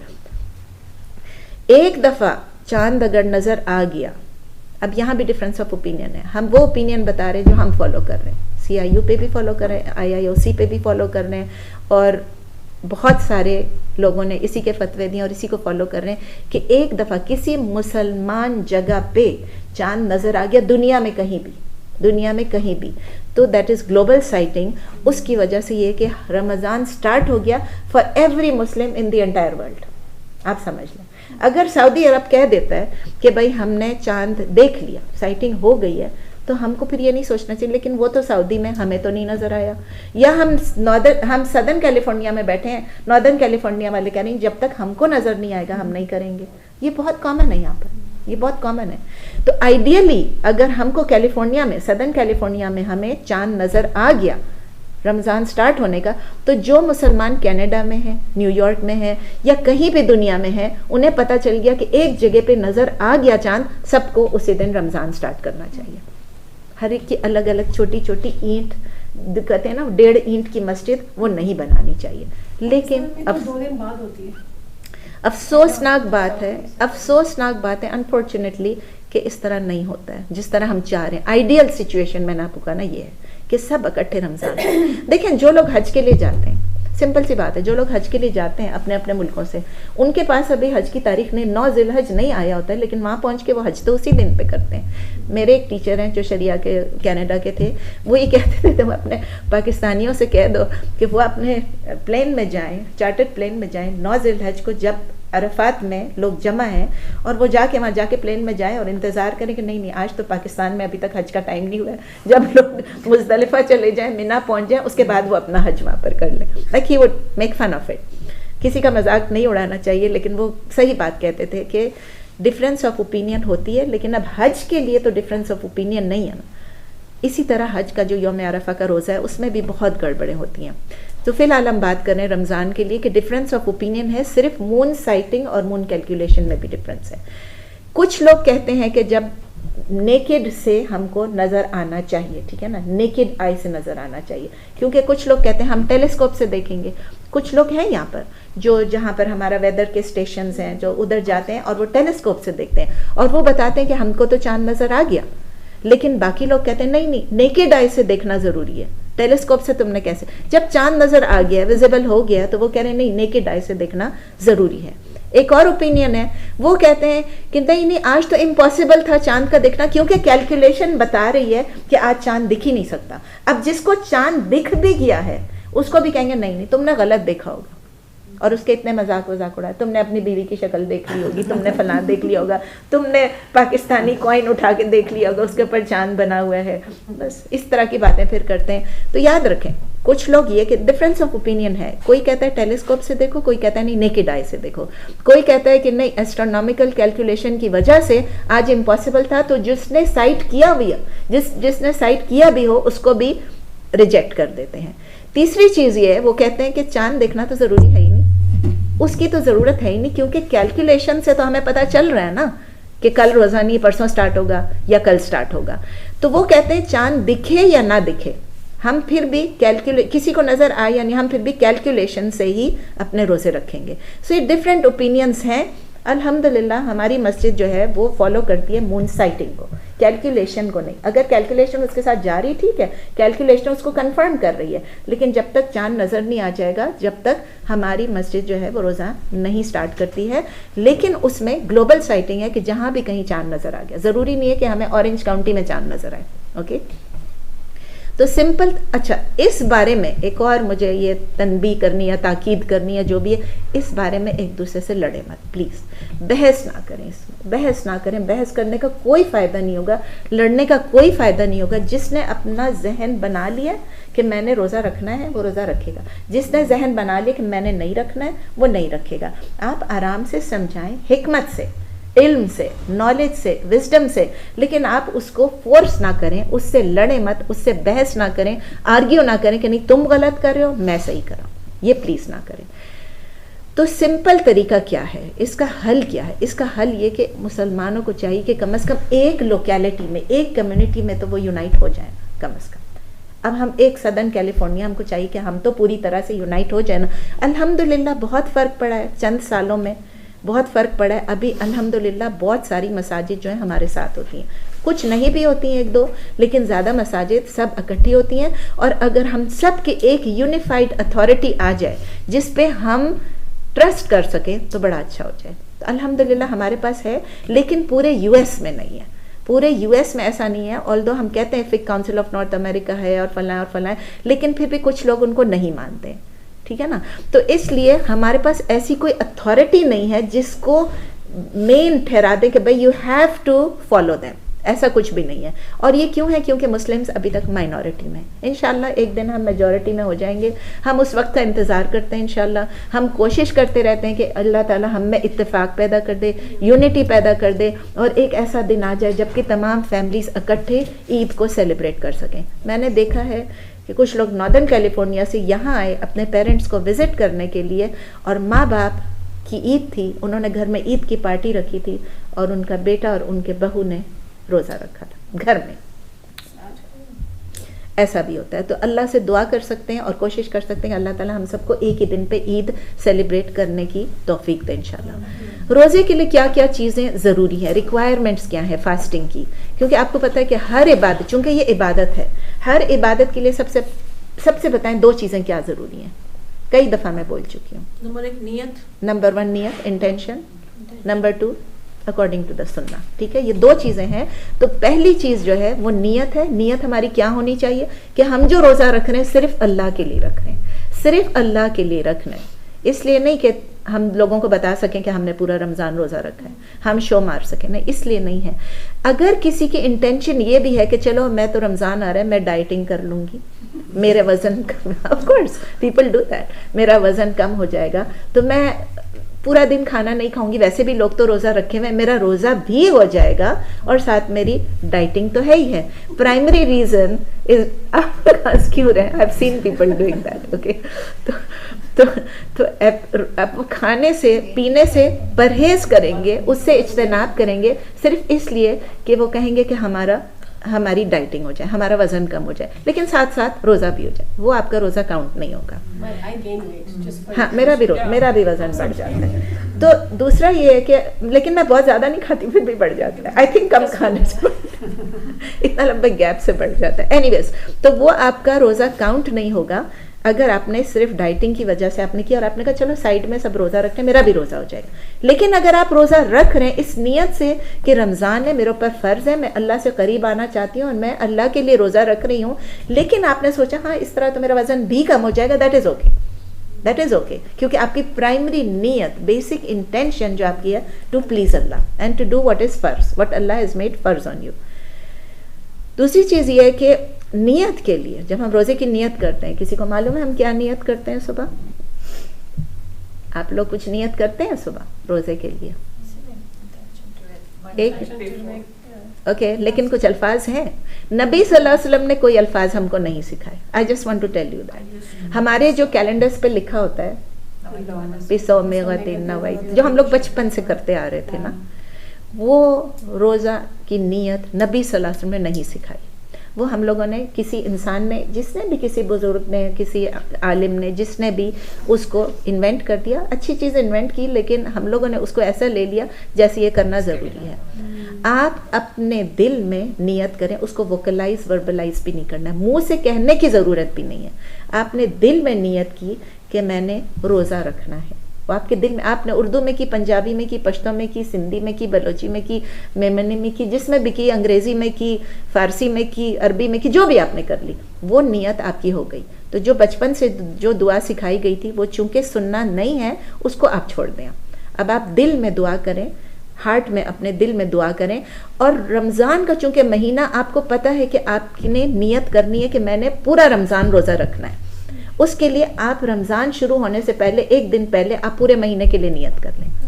पूरे महीने के लिए आप नियत कर लें कि अल्लाह मैं पूरे रमज़ान के लिए मैं नियत करती हूँ कि मैं इंशाल्लाह पूरे रोज़े रखूँगी खालिस तेरी रज़ा के लिए। या आपने दिल में अपनी नियत कर ली, फिर आपको एवरी नाइट उठ के या एवरी नाइट सोने से पहले आपको ये रिपीट नहीं करना पड़ेगा।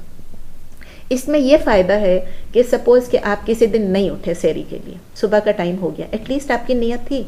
वैसे तो आपकी नियत दिल में थी, वैसे भी आपकी नियत थी उठने की, लेकिन आपका अलार्म नहीं बजा या अलार्म बंद करके सो गए या कुछ भी हो गया, तो फिर भी आपका रोज़ा हो जाता है। नियत आपके दिल में थी तो रोज़ा हो जाता है। रमज़ान में ख़ास कर चूँकि आप सेरी के लिए उठते हैं तो पता है कि आप क्यों उठे हैं इस वक्त, अल्लाह को तो मालूम है ना, तो इसलिए एक नियत आपके लिए कर लेना वो काफ़ी है।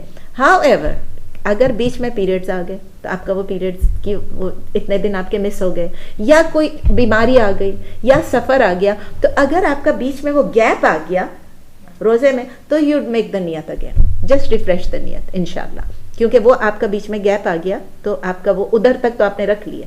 उसके बाद तो अगर आपकी पहले से नियत नहीं थी रोज़ा रखने की, आप सोच रही थी कि कल देखती हूँ रखूँ या ना रखूँ, फिर आप सुबह, आपसे सेरी मिस हो गई, आप सुबह उठ गई, फजर का टाइम हो गया, उसके बाद फिर आप रोज़े की नियत ना करें। उसके बाद फिर आपका मतलब जो रमज़ान का रोज़ा है, मेक इट क्लियर, रमज़ान के रोज़े में ये है, अगर आपका ऑप्शनल है, कोई आप नफली रोज़ा रख रहे हैं तो फिर उसके लिए आप दिन को भी कर सकते हैं, मिड डे से पहले। वो मैं भी आती हूँ नफली रोज़े पे, आपको फिर बताती हूँ। इधर भी मैंने लिखा हुआ है। चलें, with regard to optional fast जो आप रख रहे हैं, उसमें आप मिड डे से पहले अगर आपने कुछ खाया नहीं है, पिया नहीं है, इंटरकॉर्स नहीं किया, यू कैन स्टिल फास्ट। नबी सल्लल्लाहु अलैहि वसल्लम की सुन्नत से है ना कि उन्होंने घर में पूछा, कहीं गए थे, वापस आए, उन्होंने कहा घर में क्या है खाने को, तो उन्होंने कहा चलें आज मेरा रोज़ा। जब उन्होंने ये कहा कि मेरा रोज़ा, तो you can always keep your optional fast, नफली रोज़ा, लेकिन याद रखें फ़र्ज़ नहीं, फ़र्ज़ रोज़े में नहीं, आपको ये नफली रोज़े में आप कर सकते हैं कि बीच में आप अगर आपने नहीं खाया, नहीं पिया है और आप तो आप उस वक्त रोज़े की नियत कर सकते हैं मिड डे से पहले। किस चीज़ से रोज़ा टूट जाता है आपको पता है, सबको मालूम है, सब लोग, लेकिन फिर भी मैं उस लिस्ट से एक जल्दी आपको लिस्ट से गुजारती हूँ, क्योंकि जैसे मैंने आपको बताया कि फिर भी हमें टेक्स्ट आते रहते हैं, ईमेल आते रहते हैं, व्हाट्सएप आते रहते हैं कि मेरा रोज़ा टूट तो नहीं गया, मैंने ये कर लिया, मैंने वो कर लिया। तो मैं आपको ये सब चीज़ें एक दोबारा से एक क्विक हम रिविजन कर लेते हैं। सबसे पहले कोई चीज़ खाना, कोई चीज़ पीना, ये सबसे ज़्यादा ज़रूरी है। और किस तरह ये है कि अगर आपने इंटेंशनली जानबूझ के कोई चीज़ खा ली, अगर आपने बाय मिस्टेक गैर इरादी तौर पर, चूंकि आपकी आदत है चलते फिरते हम किचन में होते हैं, हम चीज़ मुंह में डाल देते हैं, अगर आपने गलती से मुंह में डाल दिया इट्स ओके, आप थूक दें उसको, आपका रोज़ा टूटेगा नहीं। अगर आपने पूरी मील भी खा ली गलती से भूल के, मेरी एक दोस्त ने किया था उसने हम लोग पेशावर में थे, हम यूनिवर्सिटी में पढ़ाते थे, हम दोनों बाहर गए, उसका कुछ काम था, हम गाड़ी में बैठे हुए, तो मैंने उससे कहा तायरा मैं ज़रा जाके पनीर ख़रीद के लाती, पेशावर की पनीर बहुत अच्छी होती है। मैं उतरी गाड़ी से, तो मैंने कहा मैं पनीर लेकर आती हूँ। पनीर में आई और ला के मैंने उससे कहा कि मैंने कहा अच्छी लग रही, ज़रा देखो सही है कि नहीं है। वो भूल गई कि उसका रोज़ा है, उसने उठा के, अब ये फ़र्ज़ रोज़ा नहीं था, वो अपने रोज़े में या मेकअप कर रही थी या नफली रख रही थी, जो भी प्रॉब्ली मेकिंग अप, तो उसने उठा के आराम से चख लिया। अच्छा वो तो हो गया। थोड़ी देर बाद फिर क्या हुआ कि चलो ड्रिंक पी लेते हैं, हाँ ड्रिंक भी पी लिया। उसके बाद फिर हमने कहा हम जा रहे हैं कॉलेज वापस, यूनिवर्सिटी वापस जा रहे हैं, तो चलो रास्ते में ना सब हमारा एक ग्रुप था, तो चलें सबके लिए कुछ खरीद लेते हैं। हम रास्ते में रुके, हमने बर्गर्स पिक किया सबके लिए, वी वेंट देयर, हमने कैफेटेरिया में बैठ के सबने पूरा खाना खाया। वो ताहिरा का भी रोज़ा था लेकिन उसने भी पूरा खाना खाया। जब हम कैफेटेरिया से निकले क्लास की तरफ जा रहे थे, क्लासेस का टाइम हो रहा था, हम जा रहे रास्ते में, तो मुझे कहती वही, मैंने कहा क्या हुआ? कहती मेरा तो रोज़ा था माँ रोजा हुआ। मैंने कहा अब क्या हुआ? कहती मैंने कहा खैर है कोई बात नहीं, अल्लाह ने तुम्हें खाना दे दिया, बिकॉज शी डिडंट रिमेंबर। अगर आप भूल के, आप कहेंगे कैसे कोई पूरा मील खा सकता है? कोई खा सकता है। उसने पूरी मील खा ली, अल्लाह की तरफ से उसके ऊपर करम था, उसने पूरी मील खा ली, तो कोई बात नहीं। अगर आपने unintentionally without knowing, but the minute समझे आप बर्गर खा रही हैं और आपके मुंह में है, एंड देन सडनली वही मेरा तो रोजा है, आप उसके बाद एक निवाला भी लेंगे तो आपका रोजा टूट जाएगा। एक निवाला भी लेंगे एक्स्ट्रा तो वो आपका रोज़ा टूट जाएगा।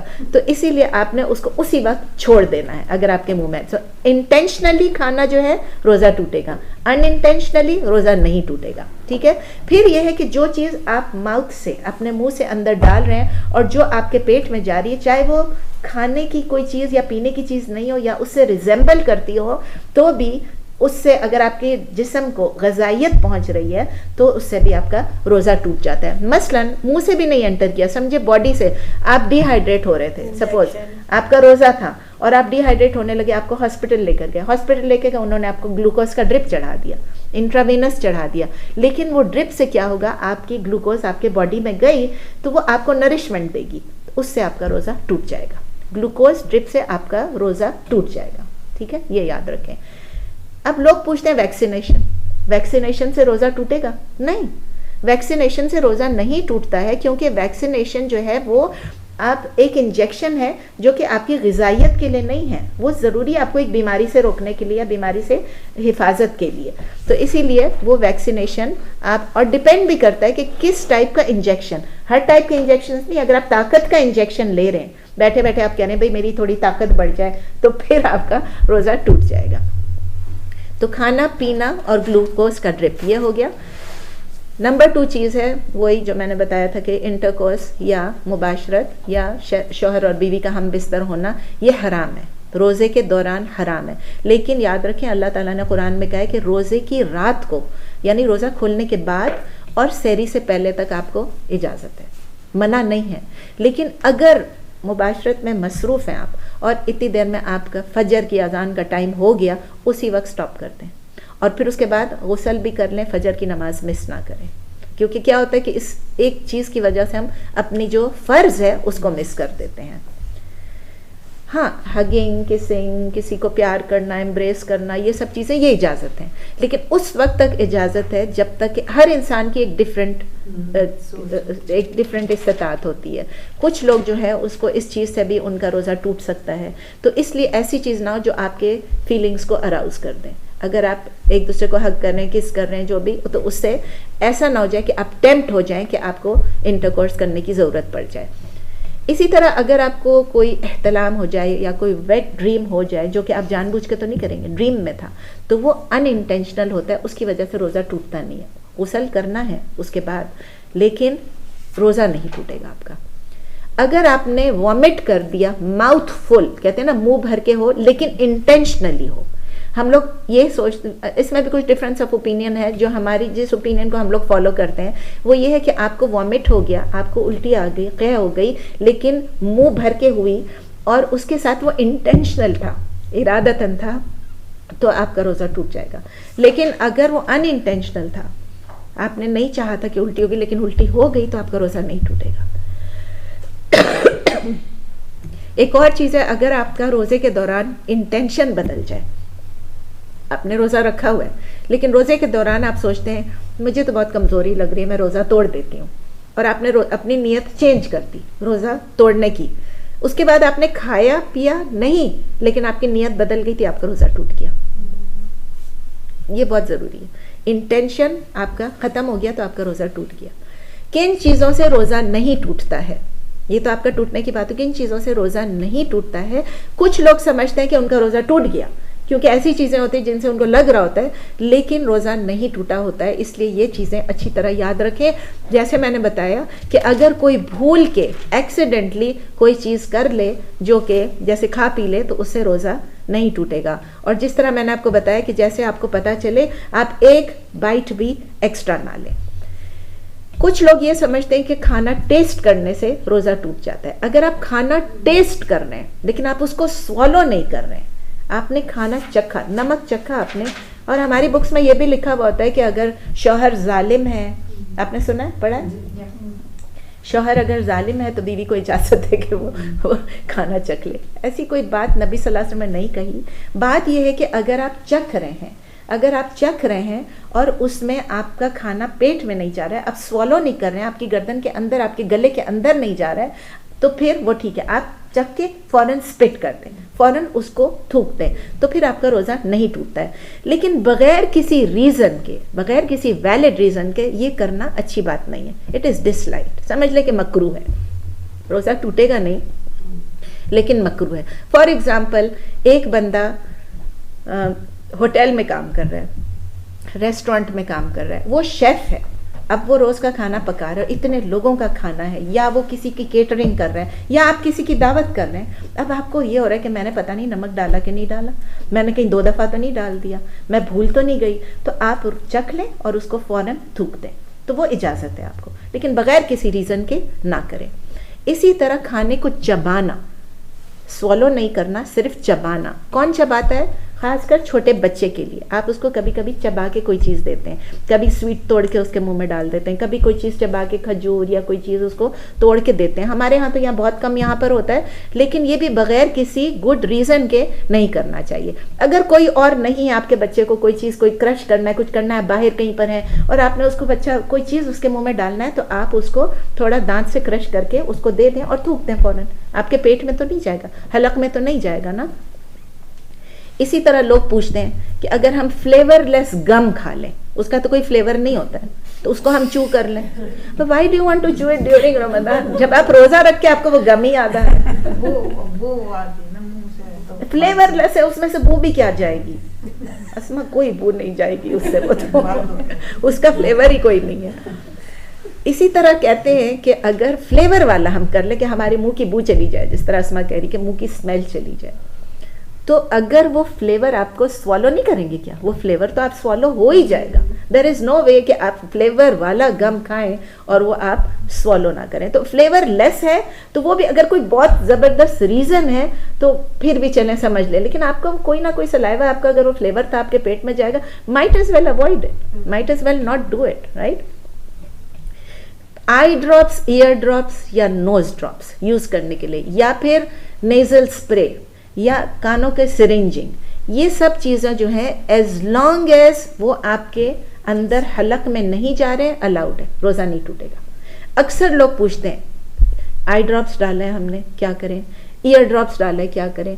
नोज ड्रॉप्स डाले हमने, क्या करें? हमें सिरिंज करना है, हम क्या करें? नेजल स्प्रे यूज़ कर सकते हैं। देखें, जब आप नोज ड्रॉप्स यूज़ करेंगे ना, उसमें बहुत ज़्यादा खतरा होता है कि जब आप नोज में डालेंगे वो आपकी हलक में आपको फील होता है आते में, तो अगर वो आप स्वॉलो नहीं कर रहे हैं, अगर वो आपके थ्रोट तक नहीं पहुंच रहे तब तक ठीक है, वरना ईयर ड्रॉप्स नहीं जाती हैं आपके मुंह में, आई ड्रॉप्स नहीं जाती हैं, लेकिन नोज ड्रॉप्स चली जाती हैं। बेहतर ये है आप कोशिश करें कि रोज़ा रखने से पहले डाल लें, रोज़ा खुलने के बाद डाल लें, लेकिन इससे रोज़ा अगर ये स्वॉलो नहीं होता है तो रोज़ा टूटेगा नहीं, ठीक है। नेजल स्प्रे से भी वो इंजेक्शन जो जिसमें ग़िज़ाइयत ना हो, चाहे वो इंट्रामस्कुलर हो, चाहे इंट्रावीनस हो, चाहे सबकुटेनियस हो, वो इजाज़त है, उससे रोज़ा नहीं टूटेगा क्योंकि वो ना आपके मुंह से दाखिल हो रहा है ना आपके पेट तक पहुंच रहा है। मेडिसिनल पैच भी ना आपके अंदर दाखिल हो रहा है ना आपके no I have some water, I am not used to drinking water and actually 7 दिन से बीमार हूँ। तो इसलिए मेडिसिनल पैच आपके ना तो मुंह से एंटर हो रहा है और ना वो आपके स्टमक तक जा रहा है, तो इसीलिए वो आप यूज़ कर सकते हैं। इसी तरह वो टैबलेट्स जो आपके अगर ज़ुबान के नीचे रखना पड़ जाए, जब हार्ट एंजाइना के लिए जो रखते हैं, वो भी अगर आप स्वॉलो नहीं करते हैं, आपके थ्रोट में नहीं घुसता है, आपने ज़ुबान के नीचे रख लिया और फिर थूक दिया, इट्स ओके। इसमें वैसे इख्तिलाफ राय है, डिफरेंस ऑफ ओपिनियन है। वो टैबलेट्स जो आपको अंदर अपने अंदर घुसाना पड़ता है, कोई इन्फेक्शन हो गया, आपके वजाइना में कोई इन्फेक्शन हो गया और जिसकी वजह से आपको डालना पड़ रहा है, उससे भी रोज़ा नहीं टूटता है। कोई फंगल इन्फेक्शन है, उससे भी रोज़ा नहीं टूटता है। अगर आपका कोई इंटरनल एग्जामिनेशन हो रहा है, आप डॉक्टर के पास जाते हैं तो आपको ये लगता है कि डॉक्टर ने इसमें हमको इंटरनल चेकअप किया है हमारे यूट्रस के अंदर डाल के, उससे भी आपका रोज़ा नहीं टूटता है।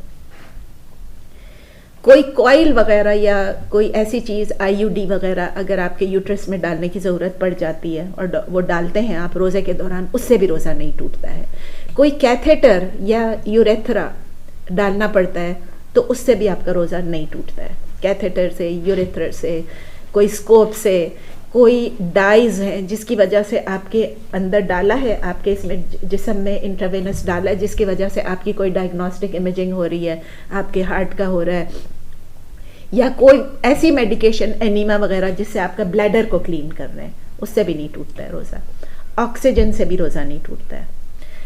कैथेटर अगर आपके वेन्स में डाला जा रहा है जिससे आपके वेसल्स ऑफ द हार्ट्स को या अदर ऑर्गन्स को भी अगर आपका डायग्नोसिस के लिए डाला जा रहा है, उससे भी नहीं टूटता है। लेप्रोस्कोपी से भी नहीं टूटता है, जिससे आपकी सर्जिकल ट्रीटमेंट हो रही है आपकी किसी एब्डोमिनल ऑर्गन्स की, उससे भी नहीं टूटता है। बायोप्सी अगर कर रहे हैं लिवर की या किसी ऑर्गन की, उससे भी नहीं टूटता है, एज लॉन्ग एज बायोप्सी के दौरान वो आपको कोई ग़िज़ाइयत दे रहे हो, कोई न्यूट्रिएंट्स दे रहे हो। न्यूट्रिशन अगर चली जाती तो उससे रोज़ा टूटता है, सिर्फ बायोप्सी से नहीं टूटता है। गैस्ट्रोस्कोपी से भी नहीं टूटता है, क्योंकि उसके अंदर भी आप अगर उसमें न्यूट्रिएंट्स नहीं जा रहे हो, अगर वो न्यूट्रिएंट्स साथ डालते हैं तो फिर टूट जाता है। बस आप ये याद रखें कि न्यूट्रिएंट्स ना हो जो आपके जिस्म को ग़िज़ाइयत या ताकत पहुंचा रही, वो ना हो। कोई मेडिसिन या कोई इंस्ट्रूमेंट अगर आपके ब्रेन में जा रहे हैं या स्पाइनल कॉर्ड में डाल रहे हैं चेक करने के लिए, उससे भी रोज़ा नहीं टूटता है। लेकिन ये वक्त कम आता है, क्योंकि जब आप इतने बीमार हैं कि आपके ब्रेन में कोई चीज़ इंसर्ट करना है, तो आप इतने बीमार हैं तो आप रोज़ा वैसे भी नहीं रखेंगे, but just for the sake of argument, क्योंकि लोग पूछते हैं फिर कि हमारा ये हुआ तो मेरा रोज़ा तो नहीं टूटा। अगर उसमें आपको एनेस्थीसिया नहीं मिल रहा है, अगर उसमें आपका कोई ऐसा सिंपल काम है, कोई प्रोसीजर है बग़ैर एनेस्थीसिया के, तो उसमें आपका रोज़ा नहीं टूटता है। टीथ ब्रश करना, अक्सर ये कहते हैं कि हमने रोज़े के दौरान ब्रश कर लिया। अब वही जो आप कह रही थी कि मुंह में स्मेल आती है, आपको ये भी पता होना चाहिए कि अल्लाह ताला को ये स्मेल बहुत पसंद है। अल्लाह ताला कहते हैं मुझे ये मस्क से ज़्यादा रोज़ेदार की मुंह की स्मेल पसंद है। लेकिन ये भी नहीं अच्छा है कि आप किसी के साथ काम कर रहे हैं, आप किसी के साथ बैठे हुए हैं, आप किसी के साथ नौकरी कर रहे हैं, आप पढ़ रहे हैं, आप नमाज में खड़े हुए हैं और आपके मुंह से इतनी गंदी बदबू आ रही है। अल्लाह को वो बदबू पसंद है, लेकिन साथ वाले की नमाज ख़राब हो रही है। इसीलिए तो हुक्म है कि लहसुन खा के, प्याज खा के, जो भी है, आप नमाज में ना खड़े रहें। तो अगर ऐसा कुछ है तो फिर आप ब्रश कर लें। It is better to brush before, यानी जैसे आप रोज़ा स्टार्ट होता है सहरी के वक्त आप ब्रश कर लें, और आप इफ्तार करके ब्रश कर लें, सोने से पहले ब्रश कर लें। लेकिन अगर ज़रूरत पड़ जाती है तो आप दिन को, एक तो ये कि आप खाली पानी से ब्रश कर लें, मिसवाक कर लें, फिर तो कोई हर्ज नहीं है। लेकिन अगर आप टूथपेस्ट लगा रहे हैं तो फिर ये ख्याल रखें कि टूथपेस्ट आपके हलक में नहीं चला जाए। ब्रशिंग अलाउड है, लेकिन बहुत केयरफुल रहना पड़ता है कि टूथपेस्ट आपके गले में नहीं चला जाए, और बहुत ईजी होता है कि टूथपेस्ट आपके हलक में चला जाए। कुछ भी आपको करते करते ब्रश कुछ भी चला जाता है। So I don't brush with toothpaste while I am fasting. मेरे लिए तो यही सिंपल लगता है कि उससे पहले, इसलिए मैं सहरी का टाइम ख़त्म होने से पहले ब्रश कर देती हूँ। गम्स अगर आपके ब्लीड कर रहे हैं, अगर आप ब्रश कर रहे हैं और उसमें से आपका खून निकल रहा है गम्स में से, तो वो भी आपका रोज़ा नहीं टूटेंगे उस वक्त तक जब तक कि आपने उस खून को स्वॉलो ना कर लिया, रोज़ा नहीं टूटेगा ब्लीडिंग गम्स में भी। दूसरी बात यह है कि अगर आप इंटेंशनली ना करें, आपको पता है कि आपकी ब्लीडिंग गम्स है, आप इंटेंशनली जाके नहीं मैं खूब सारा ब्रश कर लेती हूँ, नहीं, वो भी नहीं करें।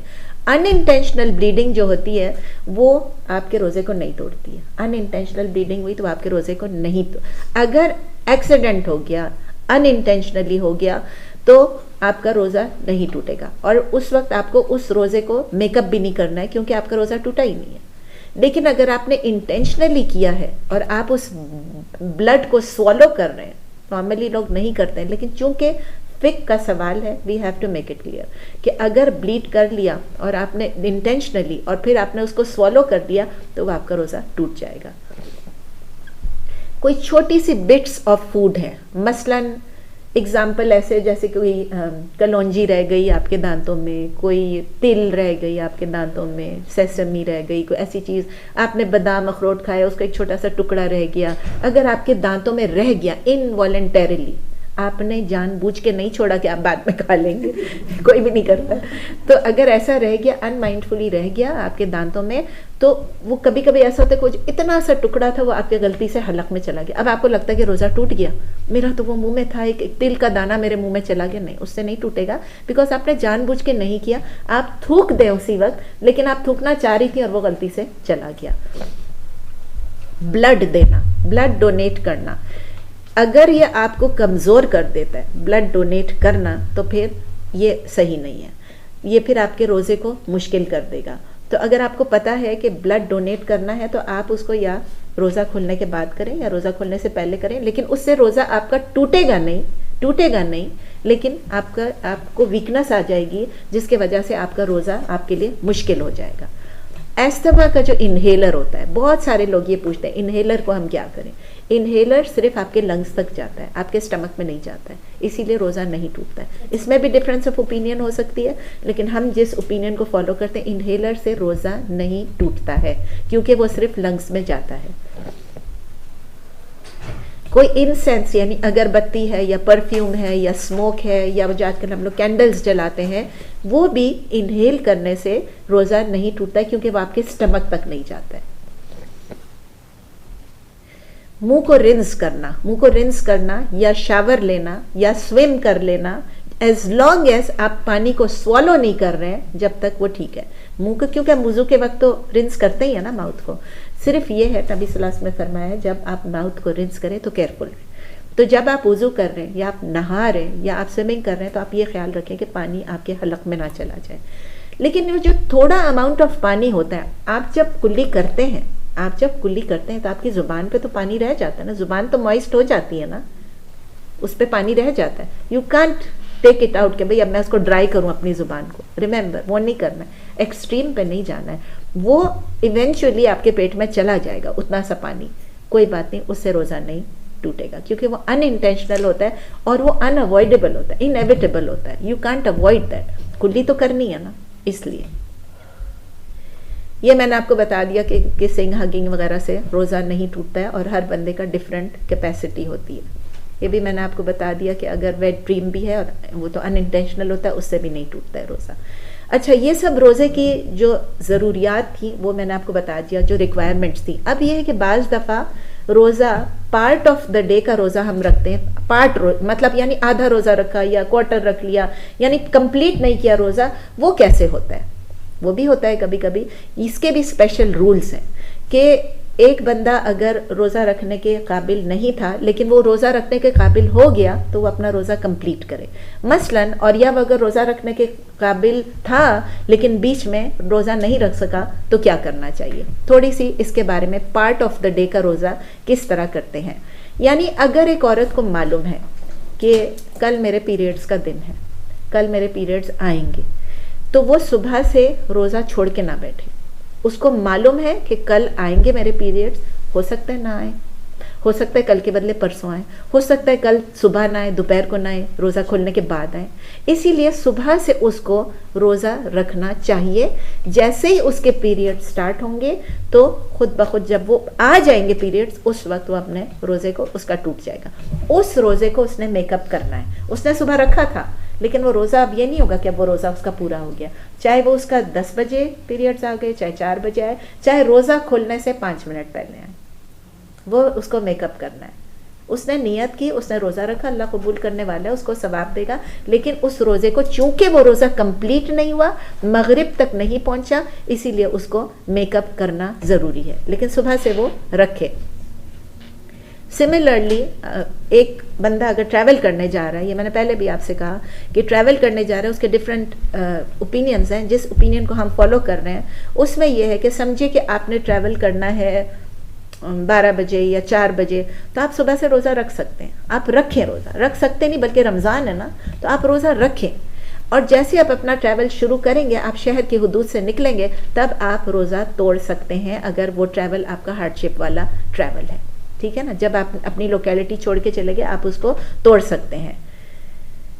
इसी तरह एक औरत के पीरियड्स थे, वो नहीं रख रही थी रोज़े, लेकिन 12 बजे उसको 10 बजे सुबह उसको फील होता है कि अब मेरे पीरियड्स ख़त्म होंगे, अब मैं नहा सकती हूँ, तो वो नहा ले और उसके बाद वो बाकी जितना दिन है उसमें वो रोज़ा रखे। मतलब वो रोज़ा उसका काउंट नहीं होगा, क्योंकि उसने आधा, अगेन जो पार्ट ऑफ द डे का रोज़ा है वो काउंट नहीं होगा, वो उसको दोबारा मेकअप करना है, उसको पूरा करना है। लेकिन उसको चाहिए कि वो बाकी दिन रोज़ेदारों के साथ रोज़ा रखे, क्योंकि रमज़ान है, फ़र्ज़ है, उसकी वो जो एग्जेम्पशन थी वो ख़त्म हो गई। सिमिलरली ट्रैवलर, अगर ट्रैवलर कहीं से वापस घर आ जाता है और वो दिन को अपने घर में पहुंच जाता है, तो उसको चाहिए कि वो बाकी जो दिन है वो उसको रोज़े की तरह, रोज़ेदारों की तरह गुजारे। इसमें भी डिफरेंसेस ऑफ ओपिनियन है, but this is the opinion that CIU follows. Make intention to. Yeah, because you have to, right? Because you're coming and you start your fast, right? Yeah, you come because intention is only in the heart, right? Why are you not eating? You came from a safar, आप घर पहुंच गए और उसके बाद आपने क्यों नहीं खाया? आपको तो इजाज़त थी कि आप जो मर्जी खा लें, but just because you are doing it for the sake of Allah, आप कह रहे हैं कि जितना टाइम रमज़ान है मुझे अल्लाह ने मौका दिया, मैं इन चीज़ों से परहेज़ करूँगा, इज्तनाब करूँगा। अच्छा, और जिसका रोज़ा नहीं है, किसी वजह से वो एग्जेम्प्टेड है, ट्रैवलर है, या उसके पीरियड्स हैं, या वो बीमार है, जो कुछ भी है, उसको कम से कम दूसरों के सामने एहतराम, रोज़े की महीने का भी एहतराम करना है, और दूसरे रोज़ेदारों के सामने उसको चाहिए कि वो खाने पीने से इज्तनाब करे। यही रीज़न थी कि आज मैंने अपना पानी भी, जो चाय थी, मैंने नीचे रखा, क्योंकि मैं एक्सपेक्ट कर रही थी कि आज लोगों के रोज़े होंगे। आज 15 शाबान है, मेरे तो रोज़े चले गए, कल भी परसों भी मैं नहीं रख सकी कुछ भी, जो शुरू के हुए, लेकिन बस अल्लाह ताला मुझे शिफा दे दे ताकि मैं रमज़ान से पहले इंशाल्लाह ठीक हो जाऊँ। आप लोग मेरे लिए प्लीज़ दुआ करें। तो मैंने कहा आप में से कोई रोज़ेदार होगा, वैसे भी मेरी आदत नहीं है लेक्चर के दौरान पीने की, लेकिन आज चूँकि खांसी गला सब है तो मैंने रख लिया था अपने पास। तो रोज़ेदारों के सामने कोशिश करें कि ना खाएं। कुछ चीज़ें जो मैंने कुछ चीज़ें ऐसी होती हैं जो फ़र्ज़ नहीं है लेकिन वो मुस्तहब है, सुन्ना में से हैं, मुस्तहब हैं, जो रोज़े के लिए। अभी तक हमने तमाम फ़र्ज़ चीज़ों की बात की, क्या चीज़ फ़र्ज़ है, किस चीज़ से रोज़ा टूटता है, किस चीज़ से नहीं टूटता है, और अब हम वो चीज़ें करेंगे जो रेकमेंडेड हैं, यानी मुस्तहब हैं, मंदूब हैं, जो सुन्ना में से हैं। नंबर 1 ये कि सहरी के लिए आप उठें, सुहूर के लिए आप उठें, ये हाईली रेकमेंडेड है। It is better to wake up. आपको चाहे कितनी भी तकलीफ़ हो रही हो, सुस्ती हो रही हो, आप चाहे 1 मिनट के लिए उठना चाहें, आप उठें, 1 गिलास पानी पी लें, 1 गिलास दूध पी लें, या 1 खजूर खा लें, या 2-3 खजूर खा लें, क्योंकि नबी सल्लल्लाहु अलैहि वसल्लम ने फरमाया कि सुहूर में बरकत है। उस बरकत से अपने आप को, उस ब्लेसिंग से अपने आप को महरूम ना करें। हेल्थ पॉइंट ऑफ व्यू से भी ये कि आप इतना लंबा रोज़ा ना रखें कि आपने आप डिनर पे खा लिया और नेक्स्ट डे डिनर पे आप खाएंगे, this is also not good. Health के लिए भी ये ज़रूरी है कि हम अपने आप को स्ट्रॉन्ग रखें। अल्लाह ताला स्ट्रॉन्ग मुस्लिम को पसंद करता है, तो अपने आप को स्ट्रॉन्ग रखें, अपने आप को सेहतमंद रखें, अपने आप को हेल्दी रखें। तो अगर आधी रात गुजर गई है और उसके बाद आप कुछ खा लें तो समझ लें कि वो सहरी में काउंट हो जाएगा। लेकिन आप रात को डिनर आपने 6-7 बजे डिनर खाया, बाज़ लोग 5 बजे डिनर खाते हैं और आप कहें नहीं नहीं अब बस मैं रोज़ा रख रही हूँ, ऐसा करना नहीं है बेहतर। कर सकते हैं, मना नहीं है, इसलिए मैंने आपको बताया कि हराम नहीं है, ये चीज़ें प्रिफर्ड हैं कि आप सहरी के लिए उठ जाएं। बाज़ लोग कहते हैं हम सहरी के लिए उठ जाते फिर हमें नींद नहीं आती, कोई बात नहीं, आप अल्लाह की रज़ा के लिए अपने पास पानी रख लें, अपने पास एक खजूर रख लें, बस उसको आप खजूर को खा के पानी को पी लें, मुंह को साफ़ कर लें अपना, इंशाल्लाह आपको सहरी की बरकत मिल जाएगी इंशाल्लाह। बेस्ट थिंग ये है कि आप सहरी को डिले करें उस वक्त तक जब तक कि फजर से थोड़ा टाइम बाकी है, यानी जो सुहूर का टाइम जिसको हम कहते हैं उस वक्त तक डिले करें, लेकिन टाइम को ट्रैक करें। ऐसा नहीं हो कि अजान हो जाए टाइम गुजर जाए, क्योंकि यहाँ अजानों की आवाज़ नहीं आती है ना, आप घर पे हैं, अजान की आवाज़ तो आपको नहीं आएगी अनलेस कि आपने अपने लैपटॉप पे अपनी घड़ी पे सेट किया हुआ, 1-2 मिनट पहले का सेट कर लें ताकि आपसे मिस ना हो जाए। तो ट्रैक रखें, अगर आपने खाते हुए अजान की आवाज़ सुन लिया, टाइम हो गया, बस आप छोड़ दें उसी वक्त, do not continue to eat after that. मैंने लोगों को देखा है अजान हो जाती है उसके बाद भी खा रहे होते हैं, नहीं लेट मी फिनिश, मेरी चाय ख़त्म कर लूँ, नहीं मेरा ये टोस्ट आधा है, मेरा अंडा नहीं, ये सब नहीं करना आपने। आपके मुंह में जितना चला गया वो चला गया, जैसे ही अजान का टाइम हो गया, फजर की सफ़ेदी नमूदार हो गई, आपने उस वक्त छोड़ देना है। दूसरी बात ये कि जब आप सुहूर करते हैं, सहरी करते हैं, तो हेल्दी फूड खाएं। शेख मुस्तफ़ा एग्जाम्पल देते हैं कि पिज़्ज़ा मत खाएं और सोडा मत खाएं, सोडा मत पिएं। अब पिज़्ज़ा कोई सहरी में खाता नहीं है, लेकिन बाज़ लोग खाते हैं, अगर रात का बचा हुआ है तो खा लेते हैं। जो चीज़ें अनहेल्दी हैं वो चीज़ें आप सहरी में ना खाएं, क्योंकि आपको रोज़े में वो तंग करेंगी, आपको रोज़े में तकलीफ़ होगी। और खूब सारा पानी पिए क्योंकि वो आपको हाइड्रेटेड रखेगी। और आपको पता है ना कि खजूर नबी सल्लल्लाहु अलैहि वसल्लम ने रेकमेंड किया, खजूर खाना बहुत अच्छा है, बेहतरीन ग़िज़ाइयत है उसमें, खजूर खाएं आप। ऑड नंबर ऑफ डेट्स खा लें आप, 1 खा लें, 3 खा लें, 5 खा लें, 7 खा लें, 9 खा लें, 11 खा लें, जितने भी खाना खा लें। मेरा बस चले तो मैं इतने सारे खजूर खा लूँ। अच्छा, तो ये रेकमेंडेड था। दूसरी चीज़ क्या रेकमेंडेड है, क्या चीज़ मुस्तहब है कि जैसे ही सन सेट हो जाए, तो सूरज गुरूब हो जाए, इमीडिएटली फ़ौरन आप अपना रोज़ा खोलें। नबी सल्लल्लाहु अलैहि वसल्लम की हदीस है कि उस वक्त तक कौम सही रहेगी, फ़ाइन रहेगी, जब तक कि वो अपने इफ्तार को डिले ना करें। इवन अगर आपको भूख नहीं लगी हुई है, यू आर नॉट हंग्री, आपको प्यास भी नहीं लगी है, तो अब खैर है मैं थोड़ी देर से रोज़ा खोल लूँगी, आपको एक्स्ट्रा सवाब नहीं मिलेगा, एक्स्ट्रा सवाब नहीं मिलेगा। आप पानी पी लें, 1 खजूर खा लें, आधा खजूर खा लें, लेकिन रोज़ा खोल लें, लेकिन रोज़ा गुरूब होने, सूरज गुरूब होने के बाद। तीसरी चीज़ ये है कि जिस तरह मैंने अभी आपको बताया कि जिस तरह सुहूर के लिए रेकमेंडेड है कि आप डेट्स खा लें, पानी पी लें, ख़ास कर रोज़ा खोलने के लिए तो नबी सल्लल्लाहु अलैहि वसल्लम की हदीस है, रेकमेंडेड है, स्पेशली सुनना है कि आप ऑड नंबर ऑफ डेट से आप रोज़ा खोलें या आप पानी से खोलें। दोनों चीज़ें बहुत अच्छी हैं। पानी हमारे लिए रिहाइड्रेशन के लिए बहुत अच्छी है कि हम हाइड्रेट हो जाएंगे, और डेट्स जो हैं, खजूर जो है वो बहुत नरिशिंग है, फुल ऑफ ग़िज़ाइयत है। जब आप रोज़ा खोल रहे हो तो आप कौन सी नियत करते हैं उस वक्त? जो नियत हमको बचपन से सिखाई गई, अल्लाहुम्मा इन्नी लका सुम्तु व बिका, ये नबी सल्लल्लाहु अलैहि वसल्लम से प्रूवन नहीं है। ओके, नबी सल्लल्लाहु अलैहि वसल्लम ने जो सिखाई है दुआ हमको, जिसने भी बनाई है दुआ, मैं उसको कुछ नहीं, अल्लाह ताला उनको अजर दे कि उन्होंने हमारे लिए आसानी के लिए बनाई है। लेकिन नबी सल्लल्लाहु अलैहि वसल्लम की दुआ अगेन इट इज़ नॉट फर्ज, इट इज़ सुन्ना, इसीलिए मैं इसको अलग कैटेगरी में डाल रही हूँ। वहबा ज़माउ वब्तल्लतिल उरूक़ व सबतल अज्रु इंशाअल्लाह। ये इसका मतलब ये है कि मेरी जो प्यास है, मेरी जो थर्स्ट है वो चली गई। ज़माउ का मतलब थर्स्ट, प्यास, वो बुझ गई, रहबा वो चली गई, वब्तल्लत यानी उसने गीली कर दी, उरूक़ मेरे अंदर की जो वेन्स हैं उनको मॉइस्ट कर दी, और मेरा जो अजर है उसको अल्लाह ताला उसको कंप्लीट कर दे, उसको एक्सेप्ट कर ले। इससे क्या होता है, जब हम ये दुआ करते हैं हमको वो रिमाइंड करा रहा है कि हमारी इस दुआ से हमें ये याद आ रही है बात कि हम अपना रोज़ा जो है सिर्फ अल्लाह के लिए रखते हैं, और अल्लाह ही उसको एक्सेप्ट करने वाला है, अल्लाह ही उसे एक्सेप्ट करने वाला है। नेक्स्ट चीज़ क्या है, 5वीं चीज़ क्या हाईली रिकमेंडेड है, मुस्तहब है कि आप रमज़ान के दौरान कुरान बहुत सारा रिसाइट करें, अ लॉट ऑफ कुरान। इसका मतलब ये नहीं है कि आप ये काउंट करें कि मैंने 4 कुरान ख़त्म कर लिए, 5 कुरान ख़त्म कर लिए, जल्दी जल्दी जैसे तैसे पढ़ लिया, बग़ैर सोच बग़ैर समझ के, और दूसरों से मुकाबला किया, जो हम बचपन में करते थे। अगर एक फ्रेंड ने ज़्यादा पढ़ा तो मैं तो हम क्यों पीछे रह गए, तुमने 2 कुरान ख़त्म कर लिए, मैं 3 करूँगी, ये करते थे ना, हमारा तो यही होता था, जैसे तैसे पढ़ लिया। तो प्रॉपर तजवीद, प्रॉपर प्रोनाउंसिएशन के साथ कुरान पढ़ें। एम्फसिस इस चीज़ पे, ताकीद इस चीज़ पे होनी चाहिए कि हम सही कुरान पढ़ रहे हैं और हम उसके मीनिंग को समझने की कोशिश करें, उसके मीनिंग पे रिफ्लेक्ट करें, गौर करें, उसके ऊपर खूब सारा उसको तफक्कुर करें, ठीक है ना। और इससे क्या होगा कि जब हम वो ट्रांसलेशन वगैरह पढ़ेंगे तो हमारी, और फिर उसको हम उस पर अमल भी करें ना, खाली पढ़ ना लें, उस पर अमल भी करें, जिससे क्या होगा, जो रोज़े का असल मकसद है यानी तकवा इख्तियार करना, हम इंशाअल्लाह इससे तकवा इख्तियार कर सकेंगे।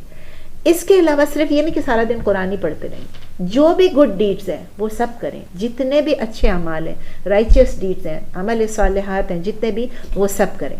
इसके अलावा यानी किसी गरीब को देखने जाना, किसी मरीज़ को देखने जाना, किसी की मदद करना, कुछ भी है, बहुत सारी दुआएं करें रोज़े के दरमियान। अल्लाह ताला एक रोज़ेदार की दुआ को रिजेक्ट नहीं करता है। ये टाइम है, आइडियल टाइम है। इसी तरह अपने आप को गुस्से से रोकना, अपने आप, कोई आपको तंग भी करे, कोई आपकी इंसल्ट भी करे, तो भी नबी सल्लल्लाहु अलैहि वसल्लम ने क्या फरमाया, आप उससे कहें अना साइम, अना साइमा, अना साइम, मैं रोज़ेदार हूँ, मैं अपने आप को रोकूंगी, मैं गुस्सा नहीं होंगी। कोई आपको गुस्सा दिला भी रहा हो तो आप गुस्सा नहीं होइएगा। अच्छा, इसके अलावा ये है कि जब आप रोज़े में बहुत ज़्यादा सखावत से काम करें, क्योंकि नबी सल्लल्लाहु अलैहि वसल्लम रमज़ान में बहुत ज़्यादा जनरस हो जाते थे, बहुत ज़्यादा सखी, वैसे भी वो सखी थे माशाल्लाह, लेकिन रमज़ान में आप और ज़्यादा सखावत करें। सिर्फ खाने से और सिर्फ पैसे से नहीं है, अगर आपके पास नॉलेज है आप अपनी नॉलेज शेयर करें, अगर आपके पास टाइम है तो अपना टाइम शेयर करें किसी के साथ, अगर आपके पास कोई पोजीशन है, कोई अथॉरिटी है, आप उसमें लोगों की मदद करें, अगर आपके पास ताकत है, क़ुव्वत है, तो आप उसमें लोगों की मदद करें। आपका कम से कम एक अच्छा बिहेवियर, अच्छा एटीट्यूड ही होना चाहिए।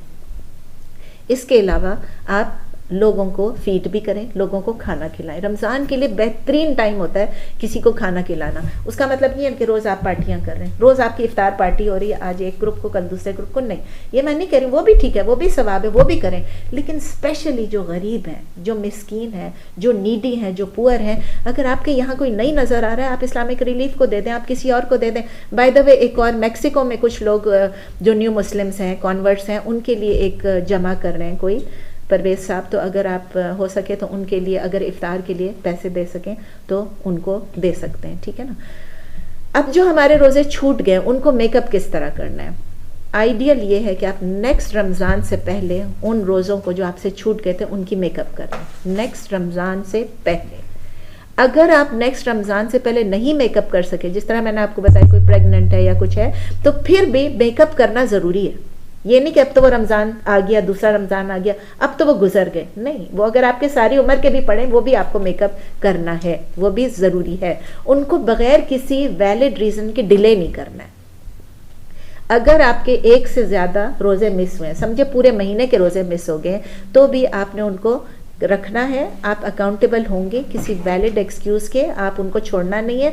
और आप कोशिश करें कि जल्दी जल्दी वो रोज़े इकट्ठे रख सकें। आप उनको रुक रुक के भी रख सकते हैं, यानी आपने एक रोज़ा रखा फिर छोड़ दिया, फिर एक रोज़ा, ऐसे भी कर सकते हैं, या 4 रोज़े छोड़े एक रखा, जितनी आपकी कैपेसिटी है उतना कर सकते हैं। आप सवाल लिख लीजिए, खाली शवाल में अगर वो अभी आ रहे हैं, शवाल का मैं बता रही हूँ। अगर आपने रोज़ा तोड़ दिया, रोज़ा तोड़ दिया आपने, तो आपने उसका कफ़ारा पे करना है। कफ़ारा बहुत बड़ी चीज़ है।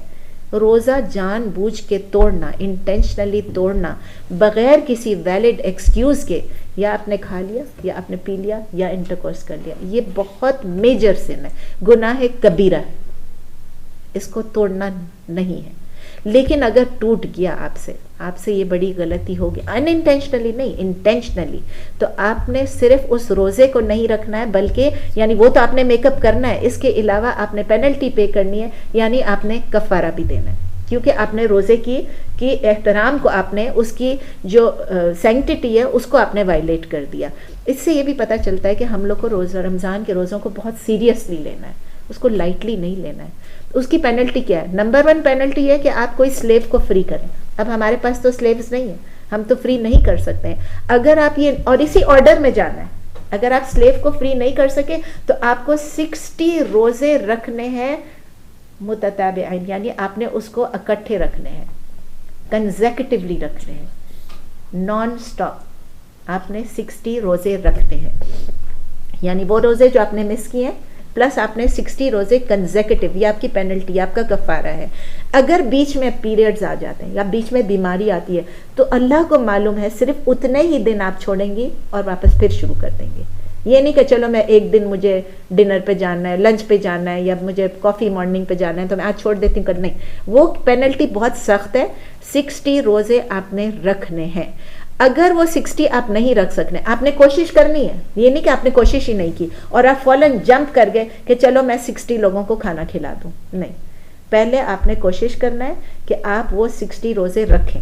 स्लेव्स तो हैं नहीं, 60 रोज़े अगर आप नहीं रख सके, आपने फास्ट करने की कोशिश करनी, नहीं रख सके तो फिर आपने 60 लोगों को खाना खिला देना है।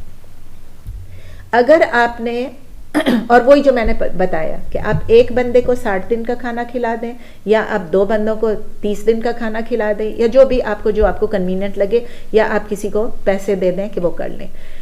अगर आपने एक से ज़्यादा रोज़ा तोड़ दिया इंटेंशनली तो आपको 60 + 60 रोज़े नहीं रखने पड़ेंगे। ये भी अल्लाह का एहसान है कि आपने 60 रोज़े ही रखने हैं। अगर आपका 2 दफ़ा आपने इंटेंशनली रोज़ा तोड़ दिया, वो कफ़ारा फिर भी एक ही होगा, ठीक है। फिर क्या चीज़ बहुत ज़्यादा रिकमेंडेड है रमज़ान में? सलातुत तरावी। अल्हम्दुलिल्लाह सब लोग पढ़ते हैं सलातुत तरावी। वो सलातुत तरावी हम सबको मालूम है कि लाउड प्रेयर में होती है जमात में। औरतों के लिए ठीक है अगर वो घर पे भी पढ़ लें, मर्दों के लिए भी ठीक है अगर वो घर पे पढ़ लें, दोनों हालत ठीक है। रेकमेंडेड ये है कि मर्द जो हैं वो कम से कम जमात में जाके पढ़ें। औरतें भी अगर जमात में जाती हैं, पढ़ती हैं, अगर आपका इंतज़ाम है औरतों की मस्जिद में अगर इंतज़ाम है तो आप जमात में पढ़ें। ये आउट लाउड प्रेयर है और ये आप सबको मालूम है 2-2 रकात होती है। चाहे आप 8 रकात पढ़ रहे हो चाहे 20 रकात पढ़ रहे हो, खुदा के लिए दूसरे से मत लड़ें कि तुमने 20 पढ़ा है वो गलत है या तुमने 8 पढ़ा है वो गलत है। नबी सल्लल्लाहु अलैहि वसल्लम ने 8 रकात पढ़े और नबी सल्लल्लाहु अलैहि वसल्लम ने 8 रकात तहज्जुद के पढ़े, चाहे वो रमज़ान था चाहे नहीं रमज़ान था। उसके अलावा उन्होंने समझे कि 3 रकात वितर की पढ़ी, तो ये उनका मामूल था। उनकी रकातें डिफरेंट थी, वो बहुत लंबी लंबी नमाज़ें पढ़ते थे। अगर कोई 20 पढ़ रहा है, कोई 100 भी पढ़ रहा है, तो उसकी भी कोई ममानियत नहीं है। नबी सल्लल्लाहु अलैहि वसल्लम ने कहा क़यामुल लैल करो, 2+2+2 करो, और कोई लिमिट नहीं बताई कि आप जो है 8 पे रुक जाओ या 20 पे रुक जाओ। यू कैन प्रे 100 रकात इफ़ यू वांट। किसी से मत लड़े प्लीज़। लेकिन एक ब्रेक लेते हैं, नॉर्मली सुनना है कि आप 4 रकात पढ़ें, फिर एक छोटी सी ब्रेक लें, फिर 4 रकात पढ़ें, फिर एक छोटी सी ब्रेक लें। लेकिन एक और बात है, उस ब्रेक में जो दुआ हमको सिखाई जाती है, जो जिक्र हमको सिखाया जाता है एवरी 4 रकात के बाद, वो दुआ सुन्नत से प्रूवन नहीं है। तो 4 रकात के बाद आपने वो जो दुआ हर मस्जिद में, हमारी मस्जिद में तो नहीं है लेकिन अक्सर मस्जिद में वो होती है, और रमज़ान से पहले लोग जाके लगा देते हैं और लोग वो पढ़ते हैं। ना वो रिसाइट करने की सुन्नत से कुछ है और ना दुरूद शरीफ पढ़ने का कुछ है। बाज़ लोग ज़ोर ज़ोर से हर 4 रकात के बाद दुरूद शरीफ पढ़ना शुरू कर देते हैं। आप दुरूद शरीफ जब मर्जी पढ़ें, but don't make it a बिदअत। आप उसको हर 4 रकात के बाद दुरूद शरीफ पढ़ना जब सुन्नत से नहीं है, आप उसको अवॉइड करें। तरावी के बाद सलातुल वितर। नॉर्मली पूरा साल जो हम सलातुल वितर पढ़ते हैं वो हम जमात में नहीं पढ़ते हैं। कोई भी नहीं पढ़ाता ना जमात से, किसी भी मस्जिद में, हरम में भी नहीं, मदीने में भी नहीं। लेकिन तरावी के बाद सलातुल वितर जो है वो जमात से पढ़ लें, क्योंकि उसका बहुत सवाब है। जो इमाम के पीछे नमाज स्टार्ट करेगा और इमाम के पीछे नमाज ख़त्म करेगा, उसको इतना सवाब है जैसे उसने पूरी रात नमाज अदा की।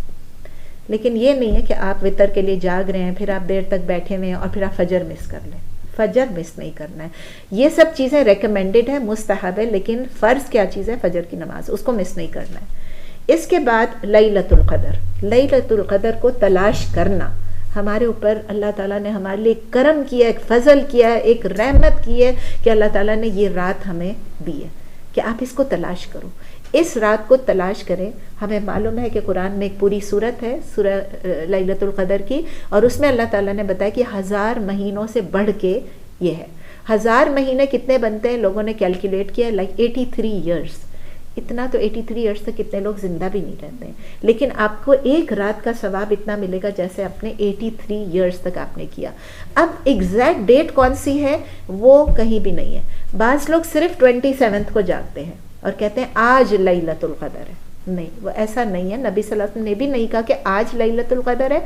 कुछ स्कॉलर्स कहते हैं, कुछ फुक़हा कहते हैं कि गुमान, गालिब गुमान ये है, और कुछ लोग, कुछ स्कॉलर्स ये कहते हैं कि वो ऑड नाइट्स में है, ताक रातों में है, 21, 23, 25, 27 और 29 रातों में।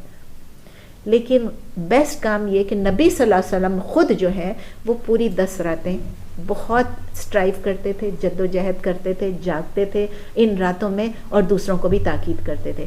हमें भी यही चाहिए कि हम वो 10 नाइट्स जो हैं, लास्ट 10 नाइट्स, उसको इतनी प्रायोरिटी दें जितने हम पूरे साल की रातों को नहीं देते हैं। उसमें हम कोशिश करें कि हम जागें, हम उस रात को तलाश करें। हमें नज़र नहीं आएगी वो रात, लेकिन हम ये है कि हम उस रात इबादत करेंगे अल्लाह की रज़ा के लिए, हम जागेंगे। और वो दुआ जो नबी सल्लल्लाहु अलैहि वसल्लम ने सिखाई है, अल्लाहुम्मा इन्नका अफ़ूवन तुहिब्बुल अफ़्वा फ़अफ़ु अन्नी या फ़अफ़ु अन्ना। अन्नी का मतलब है मुझे, यानी ए अल्लाह आप सबको माफ़ करने वाले हैं, आप माफ़ करने को पसंद फरमाते हैं, तो आप मुझे माफ़ कर दीजिए, मेरी मग़फ़िरत कर दीजिए, मुझे माफ़ कर दीजिए। तो आप अगर फॉरगिव मी कहना चाहें, मुझे माफ़ करें, तो अन्नी कहेंगे। बेहतर ये कि सबके लिए दुआ करें, अन्ना कह दें तो हम सबके लिए दुआ हो गई। तो नबी सल्लल्लाहु अलैहि वसल्लम की सुन्नत पे अमल करना है तो यही है कि आप वो 10 नाइट्स जो हैं कोशिश करें, और उस 10 नाइट्स में खुदा के लिए आप दिन को, जो अगर आप पूरी रात, पूरा दिन अगर आप शॉपिंग में गुजार देंगे, ईद की तैयारियों में गुजार देंगे, या रोज़े इफ्तार कराने में गुजार देंगे, तो आप रातों को नहीं जाग सकेंगे। मेक इट अ प्रायोरिटी कि आप वो 10 नाइट्स जो हैं करें। इसके अलावा एतकाफ़ है हमारे यहाँ मर्दों का, हमारी मस्जिद में एतकाफ़ का इंतज़ाम है, तो अपने मर्दों को, अपने घर के जितने भी अपने शौहर को, भाइयों को, बेटों को, सबको इनकरेज करें कि ये बहुत मुस्तहब है। नबी सल्लल्लाहु अलैहि वसल्लम की सुन्ना है कि वो जाके एतकाफ़ करें। जिस मस्जिद में औरतों की एतकाफ़ का इंतज़ाम है, उनको ये है कि वो मस्जिद में औरतें भी एतकाफ़ करें। नबी सल्लल्लाहु अलैहि वसल्लम की वाइफ जो है वो मस्जिद में ही एतकाफ़ करती थी। मैं एतकाफ़ की सारी डिटेल्स में नहीं जा रही हूँ, वो भी था, लेकिन अभी चूँकि टाइम कम रह गया, we jump straight to Eid. सदक़ातुल फ़ितर या सदक़ातुल फ़ितर या ज़कातुल फ़ितर, जिसको हम फ़ितरा कहते हैं, वो क्या चीज़ है? वो भी हम पे फ़र्ज़ है, वो हमको देना है। रेगुलर सदक़े की तरह नहीं है, रेगुलर ज़कात की तरह नहीं है, वो स्पेशली ईद के दिन के लिए है, और उन लोगों के लिए है जो बहुत नीडी हैं, जिनको ईद पर भी नौकरी करनी पड़ जाती है, क्योंकि उनके पास कुछ खाने पीने को नहीं है, उनको कमाने के लिए निकलना पड़ता है। तो ये हमें एक अल्लाह ताला ने अपॉर्चुनिटी दी है कि हम उसको बजाय ईद के दिन पे करें। हम रमज़ान फर्स्ट जब स्टार्ट हो जाता है, हमारी मस्जिदों में डब्बा रख दिया जाता है ये फ़ितरे का, उसमें आप लोग डाल दें फ़ितरा, ठीक है? तो वो फ़ितरा, उसमें जितना भी आपकी मस्जिद बताएगी कि $10 है, $15 है, जो भी, उसके हर मर्द को चाहिए वो अपना फ़ितरा खुद दें, और औरतों के लिए यह है कि औरतें भी अपना फ़ितरा खुद दें। अगर औरत नहीं कमानी है, उसके पास पैसे नहीं है, तो मर्द को ये इख्तियार है कि वो अपने औरतों के लिए और माइनर चिल्ड्रन के लिए दिए। जिनके पास खुद अपना पैसा है वो अपना खुद फ़ितरा अदा करें। निसाब आपको पता है, जिसके पास निसाब है उसको फ़ितरा देना ज़रूरी है। निसाब कितना होता है? 85 ग्राम्स ऑफ गोल्ड या 3 आउंसेस ऑफ गोल्ड, जितना ज़कात के लिए होता है। लेकिन ज़कात की पूरी चीज़ें ही डिफरेंट हैं, और ज़कात इंशाल्लाह नेक्स्ट वीक हम करने वाले हैं। और ये जो है ये फ़ितरा है, ये देना ज़रूरी है। और ये मैंने जिस तरह आपको बताया कि ईद की नमाज से पहले लोग जाके डालते हैं, it is better to give it a few days before, ताकि ईद के दिन लोगों को काम आ सके। कितना देना है? नॉर्मली उसका ये नबी सल्लल्लाहु अलैहि वसल्लम ने तरीका बताया कि 1, 2, 3, 4 हैंडफुल्स होने चाहिए, या खजूर के हों, या बार्ली के हों, या राइस के हों, या किसी भी ग्रेन के हों। लेकिन हमारे पास तो अब ये तरीका नहीं है, हमारी मस्जिद जो बता देगी हम उतना दे देते हैं। किसको देना? सिर्फ गरीब मस्कीन को देना है और मुसलमान को देना है। लोग पूछते हैं हम अपना फ़ितरा नॉन मुस्लिम को दे दें? नहीं, मुसलमान को देना है। ईद की नमाज औरत मर्द सब पे ज़रूरी है और जाना है। ईद की नमाज पे जाएं, और उससे पहले कुछ रिकमेंडेशंस हैं जो कि आप टेक अ बाथ, नहा लें, कुछ खा लें, ऑड नंबर ऑफ डेट्स खा लें नाश्ते के लिए। ये ईद उल फितर की बात हो रही है। अच्छे कपड़े अपने पहने, अपने बेस्ट क्लोथ, परफ्यूम लगा लें। और रेकमेंडेड क्या है कि बड़ी से बड़ी गैदरिंग जो ईद की हो, कुछ मसाजिद मिलके एक जगह पर करें, वहाँ जाएं, और जाते वक्त रास्ते में अल्लाहु अकबर अल्लाहु अकबर अल्लाहु अकबर ला इलाहा इल्लल्लाह अल्लाहु अकबर वलिल्लाहिल हम्द, ये पढ़ते हुए जाएं। और जब वहाँ पहुँच जाएं, ईदगाह है या जहाँ भी स्टेडियम है, जहाँ भी रखा हुआ है होंडा सेंटर, वहाँ पर कोई जाके आपको कोई एक्स्ट्रा प्रेयर पढ़ने की ज़रूरत नहीं है। जो हम कहते हैं ना अब हम आ गए, हमें कब यहाँ पर अगर मस्जिद में भी है तो भी आपको ज़रूरी नहीं कोई एक्स्ट्रा प्रेयर पढ़ना, रिकमेंडेड नहीं है, कोई अज़ान नहीं, कोई इक़ामा नहीं है, और बस डायरेक्ट नमाज है। नमाज पढ़ें और ख़ुतबा सुने। लेकिन ईद के दिन जिस तरह हम ड्रेसअप होते हैं वो याद रखें कि हमारी औरतें ईद के दिन वो पूरा रमज़ान भूल के ईद के दिन वो सब फैशन शो में चली जाती हैं। खुदा के लिए उसको फैशन शो ना बनाए और उसको ये समझें कि ये भी अल्लाह के लिए हम आए हैं। ईद का दिन सेलिब्रेशन का दिन है। ईद का दिन चुपचाप बैठ के घर में नहीं गुजारना है। और अपने बच्चों के लिए भी इसको जितना हो सके फ़न का डे बनाएं, उनके लिए सेलिब्रेशन का दिन बनाएं, उनको अच्छे अच्छे गिफ्ट दें ताकि वो अपने आप को कुफ़ार से कंपेयर ना करें कि कुफ़ार को तो ये गिफ्ट मिले, वो गिफ्ट मिले, फलां दिन पे क्रिसमस का मिला तो इसका मिला। उनको ये लगे कि हमारी ईद सबसे बेहतर है, हमें बेस्ट गिफ्ट मिले हैं। ठीक है, यहाँ तक रमज़ान का हो गया।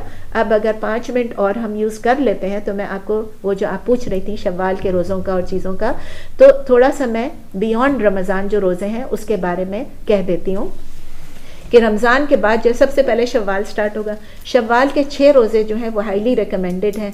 वो इसलिए कि देखिए रमज़ान के रोज़े जो हमारे हैं, आप ये सोचें कि हर रोज़े का हमें कितना सवाब मिलता है, एटलीस्ट 10 गुना।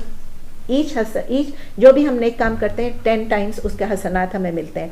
तो हमने अगर 1 महीना रोज़ा रखा तो उसके हमें कितना 10 महीनों का सवाब मिल गया। 1 महीने का 10 महीना का मिल गया।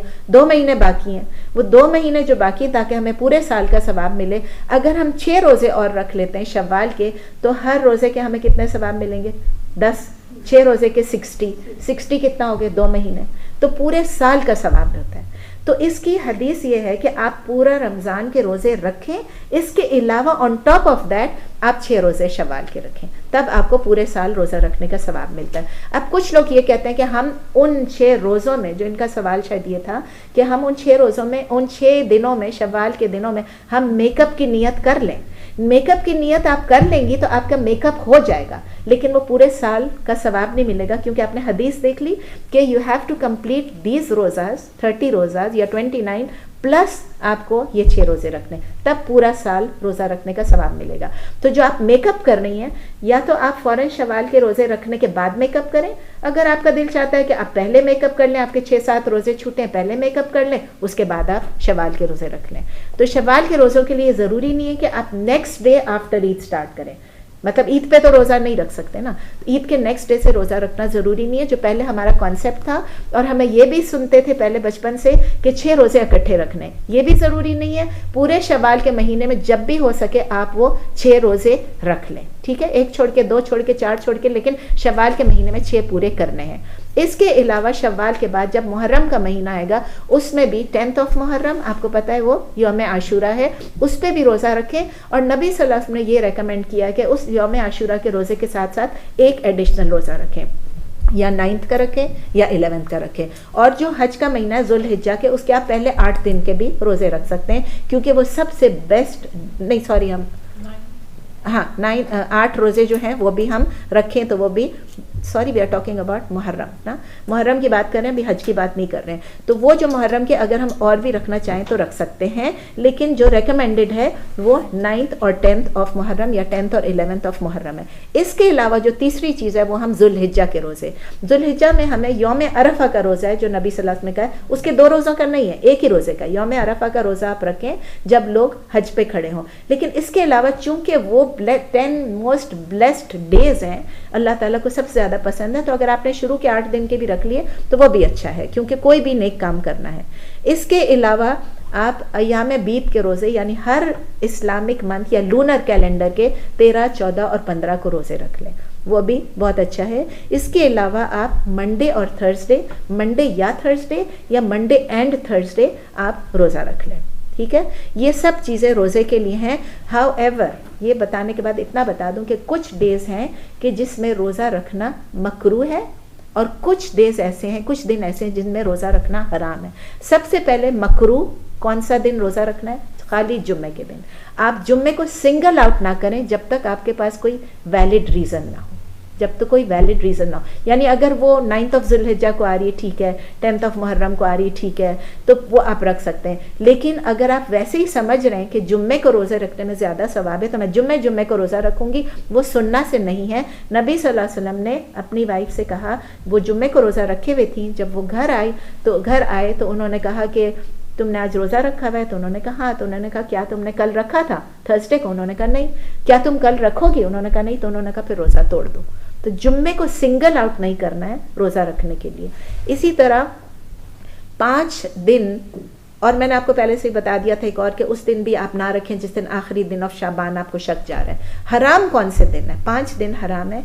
ईद उल फितर के दिन रोज़ा नहीं रखना है, ईद उल अज़हा के दिन रोज़ा नहीं रखना है, और ईद उल अज़हा के बाद जो 3 दिन आते हैं अयामुत तशरीक़ यानी 11th, 12th और 13th डेज ऑफ ज़ुल्हिज्जा, उसमें भी रोज़ा नहीं रखना है, वो सेलिब्रेशन के दिन है। ठीक है। इसके अलावा आप इस तरह भी ना करें कि आप पूरा साल रोज़ा रख रहे हैं एवरी सिंगल डे। कुछ लोग करते हैं, वो भी नहीं अच्छा, क्योंकि आप वो जो पर्पज़ है कि आपको रोज़ा रख रहे हैं, आप अल्लाह की रज़ा के लिए रख रहे हैं, आप एवरी डे रखेंगे तो आपका रोज़ा रखने का कोई फील ही नहीं होगा ना। एवरी डे आपकी आदत हो जाएगी, सुबह खा रहे हैं शाम को खा रहे हैं।